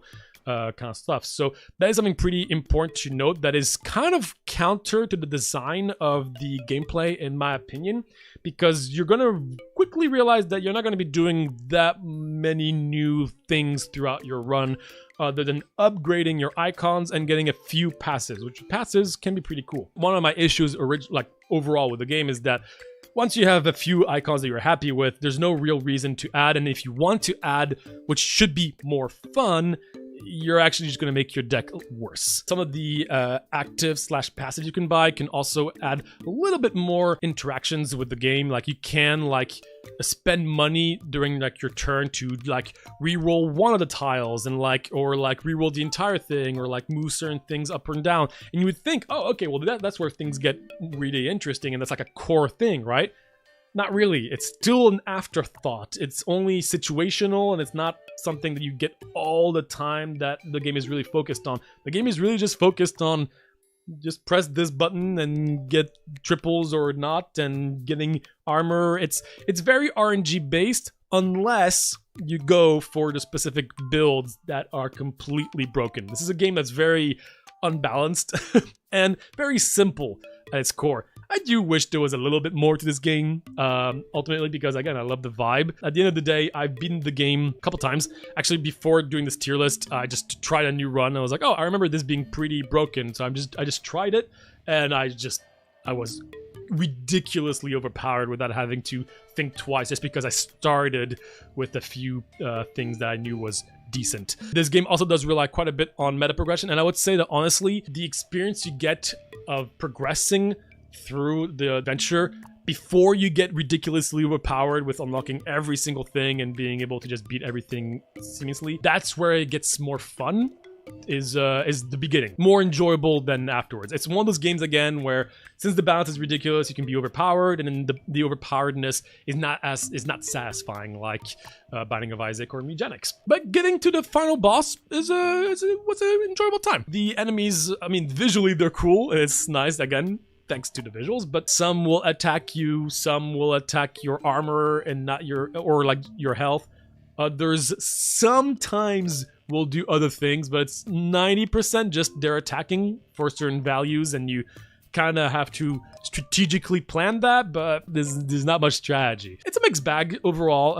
It is cool when you realize what is busted. This ×2 is absolutely insane, by the way. It makes no sense how busted that thing is. And yeah, admittedly, again, the first few times I did those OP things, it was satisfying. But while the game is clearly unbalanced, it's also really trying to restrict you to go too crazy out there, which is kind of counterintuitive. So like, you always have a max health, but you always have a max armor as well. You always have a max money. There's always like limitations everywhere. So like, even though the game can easily be broken, you're still always feeling restricted. So you're being broken, but you're just hitting the cap every time while going through everything. So I kind of wish it was either don't give us that much freedom, like don't give us that much accessibility to being broken, or just let us go crazy broken and make the enemies stronger. I think it would have been, for me, it was one of the two ways. So yeah, after I've beaten the game, gotten all the meta progression, there is an arena mode, which is kind of like, you know, the more traditional roguelike stuff. But I mean, considering the core gameplay is quite repetitive, I wish there was more things to do with the skill checks, more things to do with like the actives where you can move things around, like, because the few things that allow you to, you know, like, oh, you can move one of those tiles up or down one, and then you can try to get a triple through that. That's really cool, but I wish it was more core than just a second thought. Because, you know, you're just doing the same thing over and over again. Again, thanks to the wonderful audio visuals, I still had a good time. This, to me, is going to be a very simple, clear, down the middle, be like, yeah, something like that. This game is actually easy to cheese. If you click outside the game, it freezes, and you can control which symbol it lands on by pressing the slot when it shows the symbols you want. Great, more ways to break the game, like I needed that. Next up, we've got Cesto. Cesto is a turn-based strategy game where you have different lanes where you can place your character every turn. Each area has a quarter of a chance of landing there. Some will be enemies, some will be treasures, and it's all a game based on luck. Ish. That's the catch, is that you can try to change your probabilities of landing in the correct tiles by doing certain things, using different actives, using different consumables, increasing certain stats that allow you to beat certain enemies, all that jazz. This is a very simple game that, once again, I can't say this enough, but I was very much intrigued foremost by the incredible animations and visuals of this game. I am a big fan of Felix Colgrave, I believe was his name, who is an incredible artist who's done really unique art and animation videos on YouTube, and this gave me very much his vibe. This was made by someone called Spire. You know what? I'll just say Spiral, because I think he's French, so I can just say that. Yeah, massive props, because I think this is some of the most unique art I've seen in roguelike, and I absolutely love it. It's really dark, disturbing, very bright, and very dark at the same time. It's an incredible blend of visual wonders. Sure. Now, this is also a pretty heavy roguelite, meta progression is going to be a big part of the game.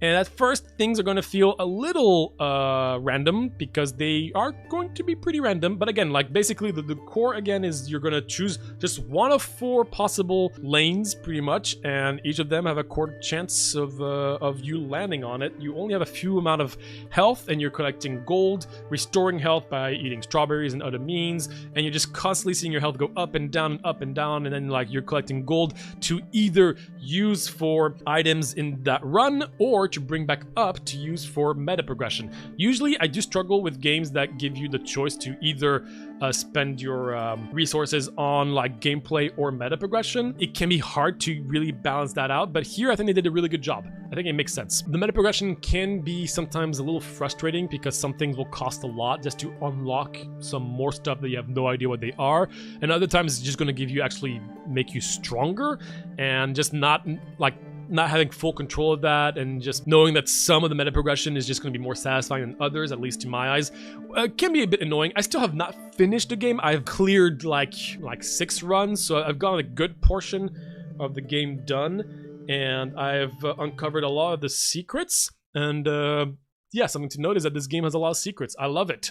Sometimes even some fourth wall breaking secrets. I love these kinds of games. It's hard to do some games that do this stuff quite well, but this is definitely one of them. When you could figure out a big puzzle thing by blowing the whistle and doing something, or freezing something and then getting a code without spoiling anything. With a game that has that its core gameplay is focused around just pure RNG, I will say that yeah, the early game to me was a bit repetitive. Until I got some of the interesting characters and interesting builds, interesting like teeth to unlock that gives you the passives. Yeah, a lot of runs felt fairly similar and fairly luck-based. You just press 1 and like, oh, I got unlucky, and then you press again, oh, I got unlucky, and okay, that's it. But I was also quite surprised to see the amount of strategy that there actually is to just selecting the right path to take, because once you get rid of one spot, probabilities change on that entire floor. So there's more strategy to this game than I expected, I will say. But it's still pretty RNG heavy, especially early, so that is something to keep in mind. The different biomes that you're going to be finding are going to have a lot of different enemies and different traps that you have to deal with. It's really cool, honestly. I mean, especially with the awesome visuals.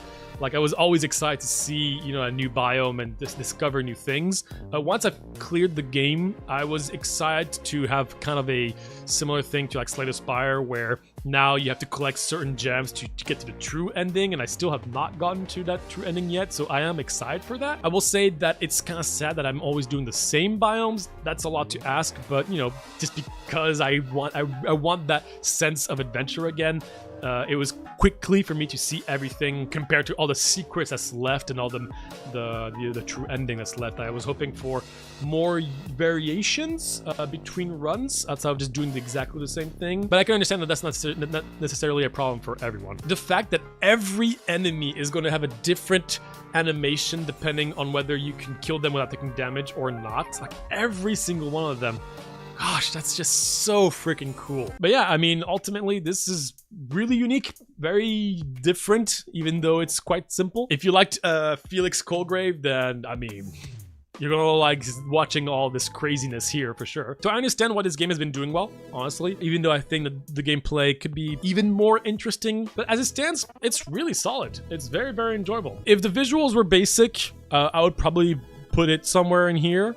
You know, like as a high B, it's like pretty good, pretty straightforward, but man, those visuals. Oh my gosh, and now you're competing against Sculplings. You're both doing something incredible visually. No! I'm gonna put it under Sculplings. Sculplings' crown of visuals today. Next up is Sulfur. Sulfur is a first-person extraction shooter. I did a review of this game not too long ago, and I remember a lot of people saying that's how you phrased that.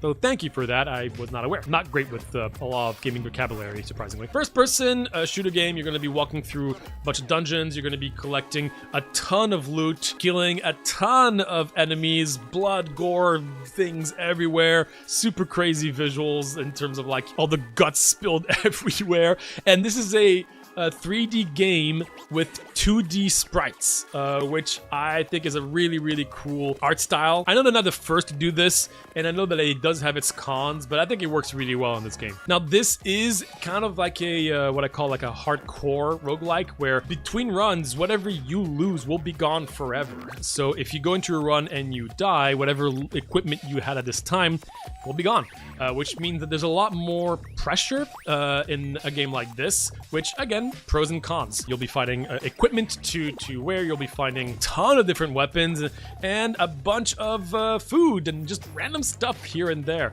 There's a lot to do in this game. I'm quite surprised by the amount of content this game has, even though this game is still in early access for the past 2 years, and I think we're approaching finally the release. This game takes a long time to really get going, which again, not necessarily a bad thing, but at first you're going to be going through the cave, and the cave takes a long time to beat the first time around because you have like no items, no nothing, you don't understand anything, you have bad equipment and stuff like that, and then eventually you're gonna find a really, really good gun, and you might be able to just buff the hell out of that gun. There's a lot of ways to customize your guns, which is great. So like this shotgun right there, you can add a flamethrower that has like double shot speed, like more bullets, and now you have a crazy flamethrower thing, right? Or you can transform it into a sniper.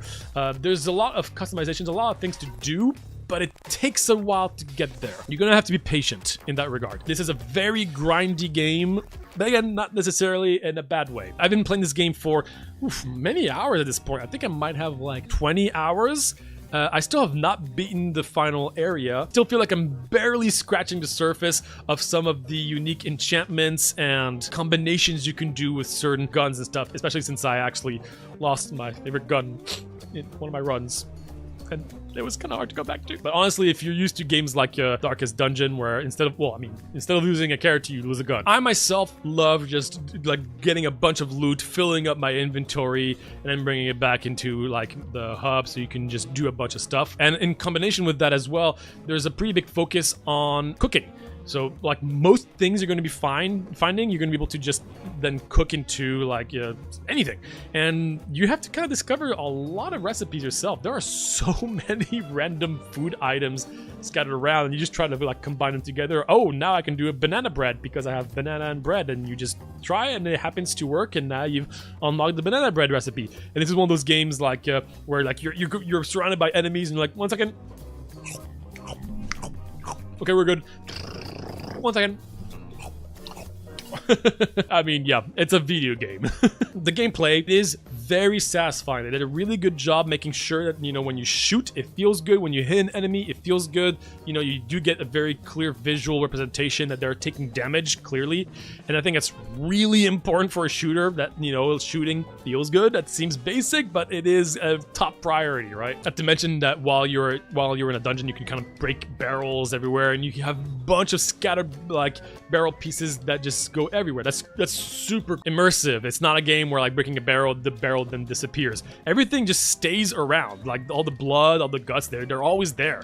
And I love that. Now, in terms of the entire adventure, you're starting off in the cave, and then you have another biome, then you have another biome, then you have another biome. It just like keeps on going and going, and each of them take a while to do and to beat, especially if you happen to have lost a lot of your good equipments. You're gonna have to go back and just grab more stuff. It's a big process, which is cool. It's again very slow. Since I've talked about this game last time, I still have similar issues. I think there's still some pretty big quality of life issues, especially with the inventory management. You're constantly filling up your inventory, and it's just such a mess. There's no rearrange button. There's no way to move things around very easily.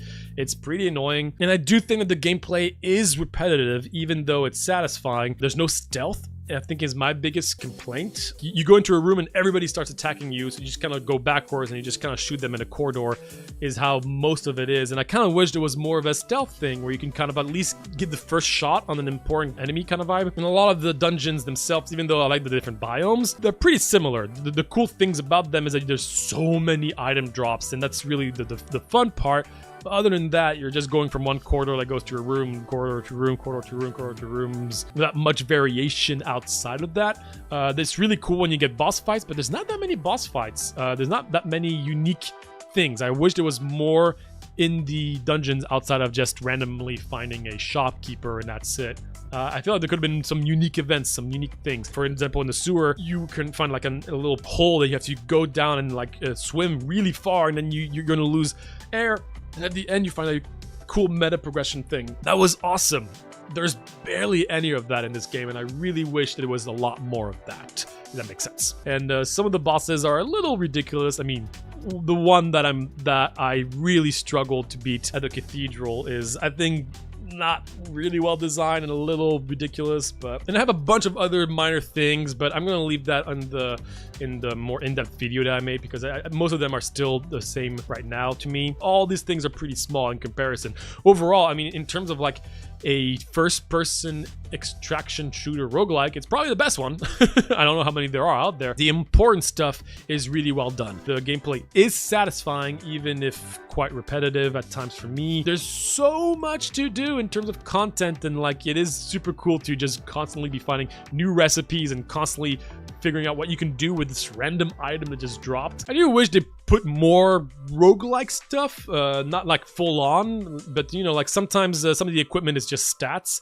and sometimes they do something pretty unique where you can have a double jump, and I wish there was a little bit more of that, where some of the items were actually more interesting. But as of now, Sulfur, I'm gonna put this as a low A tier. A lot of A tiers today, huh? Next up, we've got Vampire Crawlers. This is the sequel, spin-off, just another game from the creators of the iconic Vampire Survivor, which also negotiably created the entire Survivor-like genre itself. And similar to like The Binding of Isaac, this iconic game they did, they're taking a completely different spin with a completely different genre and then trying to do a different take on the deck building game. And this is another game that I've delved much more in details in my review video, so feel free to check that out for more specifics. It's a dungeon crawler, so you're just going through a dungeon facing different enemies. You get a hand of cards and everything will cost mana and deal damage, but here this game has a combo meter. So if you play a 0 cost mana card and then a 1 cost, then you're going to duplicate the effect of the 1 cost, and then if you get a 2 cost after that, you're going to triple the effect of the 2 cost. So it's all about combos and just building up that combo to crazy numbers. I've seen this system in a lot of different games, and yeah, I mean, overall it can work. It does mean that you have to be more selective as to how you're playing your cards, as opposed to just getting a bunch of really powerful cards and playing everything at once. Now, one clearly really awesome thing about this game is, again, the visuals. It's just really cool to see this completely different genre in a very calm setting, where, you know, like you're seeing these like this horde of enemies in front of you, but it's a deck building game. And they're keeping the art style and the audio and the art from the original Vampire Survivors, but in this 2D/3D environment again. And it also has incredible music, just like in the first game. Similar to Vampire Survivor, this game has a heavy focus on meta progression. At first, you're going to be quite weak, and you're going to be unlocking a lot of your power straight from meta progression. Not only unlocking more options, but also just pure strength. Bottom line of this game for me is that I think the early game is really slow and quite boring, at least in my eyes. Most of the game that you'll be doing for a very long time is just playing 0, 1, 2 cost cards, 0, 1, 2 cost, 0, 1, 2. Then potentially you'll find a wild card here and there, then you can go back to 0 and create a crazy combo, and it's visually very pleasing. But at the end of the day, the gameplay system is enjoyable but extremely basic, especially early on. A lot of the issues I have do get better later, but not even fixed. I mean, even late game, now that I've kind of unlocked most things and gotten a lot of my meta progression, I am now just kind of easily once again overpowered. And I think that's kind of the theme of this tier list here, is that it's important to see when being overpowered works and when it doesn't. And this is a game that is in between for me, because by the end, it's once you know which cards to grab and which starting characters to start off with, it's pretty easy to go infinite. But the game tries to stop you from going infinite by having some specific anti-infinite measures that don't really work, unfortunately. So yeah, I mean, ultimately it is supposed to be all about just big numbers and satisfying explosions, which you do get, and they are pretty enjoyable. But I still think that a lot of the gameplay is just a little too basic for me, especially since a lot of the cards are just deal damage. It doesn't really matter.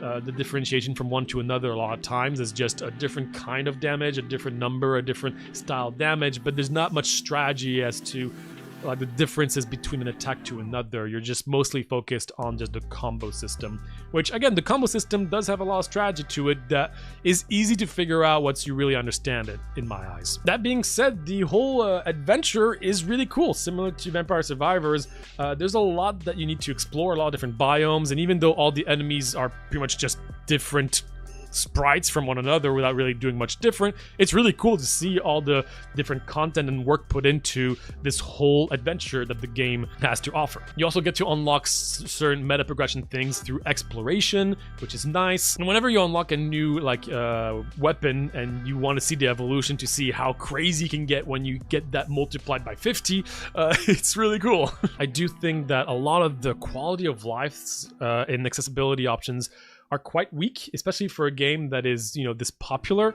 I would expect more. There are so many examples that I touched on my video. Things like not being able to see your deck a lot of times, not being able to see the evolution stuff at the most important parts of the run. These kind of things, I'm just surprised that they're not there yet. I'm expecting them to change that eventually, but yeah, I still think there's a lot they can do to make things feel a little smoother. I really don't like the gem system. That kind of stops again the early game from experimenting, because you want to try evolutions, but you can't experiment with gems because there's very limited amount of slots in each cards. So yeah, I was personally a little bit disappointed with this game, especially with how many people really enjoyed it. Yeah, I just thought it was a little too slow. Again, now that I'm in the late game and that I've unlocked a lot of things and I've been able to get like 1 million gold in a run, it's cool. And now I can actually experiment, but it's a little late for me now. I just got really it took me a while to get there, and it was kind of boring. It's not even like I was failing and I was struggling to get there. It was like I was beating all my runs and it was just so slow. Accessibility and quality of life options just make things even slower. So I'm glad people are enjoying it, and I do respect the game again because it's trying to do something different. And I always encourage developers trying out different routes while using their franchise as well to do something unique.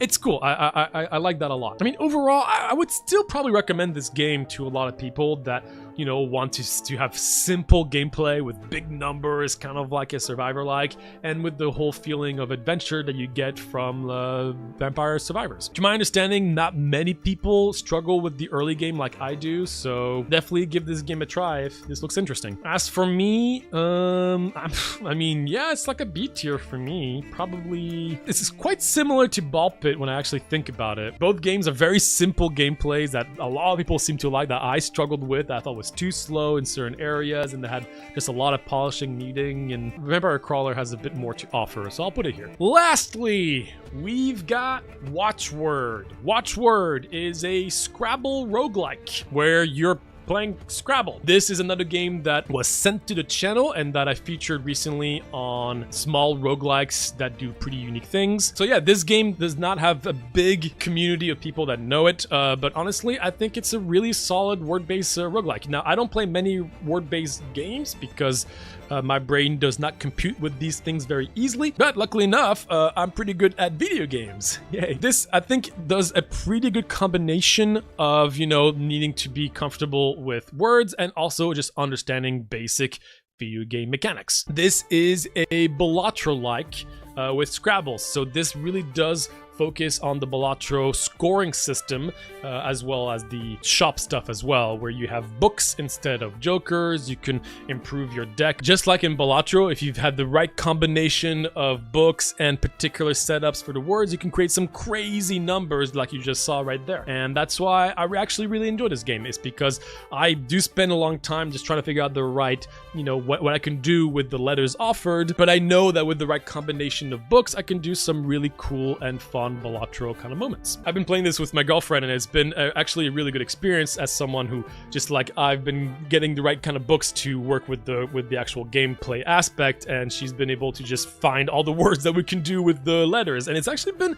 a very enjoyable cooperative game that I actually don't get to really experience that much with the roguelikes. I think the pacing is quite nice too, because the board is always going to start off small. I think it's always going to start in 4x4, so you're not going to have to worry about having to deal with a bajillion letters. It is slow starting, and then it does build up throughout the runs. It does mean that you are mostly going to always be starting with the same kind of, words, because there's not much to play around with at first in terms of length, but with 4-letter words you can still do a lot. So I also think that even though there's a lot of cool books, a lot of them are really specific, which I get, like there's only so much you can do with this kind of mechanic. But for instance, this one that like, oh, you can like cool now, like with this book you can add as many O's as you want. That's interesting, but how often are you going to be doing stuff like that? I've realized I didn't really find myself utilizing a lot of these niche books that were offered, and a lot of times there were certain strategies that you would find through books that would kind of restrict yourself from trying out other things. So for instance, one of the strongest builds that I was able to figure out was that there was a way to increase the level of 4-letter words, and so I just found myself just doing a bunch of 4-letter words, and made me really, really strong. But it also meant that I wasn't looking for other words, and I wasn't being rewarded for doing bigger words, which I don't know, I feel like that's more rewarding in general. So it's it can be a mixed bag with the way that some of the books are designed and how all the reward mechanics can be in that regard. But it is still really cool and interesting to have to wrap your hand around what can I do with these letters, and how can I make this work with all the restrictions that the blinds are giving you, and the books, like all the benefits of that. And you can discard certain pieces, you can hold certain pieces, you can draw certain pieces. So the game is definitely trying to give you a lot of tools to work and play around and customize your runs, which is quite nice. Visuals are very basic, but they're nice, and the audio, the music is really good. I really, really enjoyed the music. It's very peaceful, very relaxing, and I think the sound design also kind of works quite well with, like if you have a bilateral, like when you're counting points, it's important for the score to just feel big, and like just like having higher and higher frequencies to make you feel like you're going crazy. And I think this game does a quite good job with that, which is nice. And the difficulty really does come down to how good are you at video games and how good are you with the word-based games. And I think that's exactly what you want if you're developing a game like this. So honestly, especially with the experience of being able to play this with my girlfriend, it's been one of the more enjoyable cooperative games I've played. Not something I expected. So I'm gonna put Watchword like a high mid B tier. There you go. And voila, there's my final list. Whew, that took longer than I expected, but I always say that, and I never learn apparently. Once again, if you disagree with any of what I've said, feel free to comment down below. I would love to hear your thoughts on all of this. Once again, these are just my own opinions, and if you enjoy this kind of content, please feel free to like and subscribe. It really helps the channel out. I'll be doing these tier lists once every few months here and there, so look forward to the next one, where there might be Enter the Gungeon 2 by then. Probably not, unfortunately. Yeah, I'm really hungry, so I'm gonna go.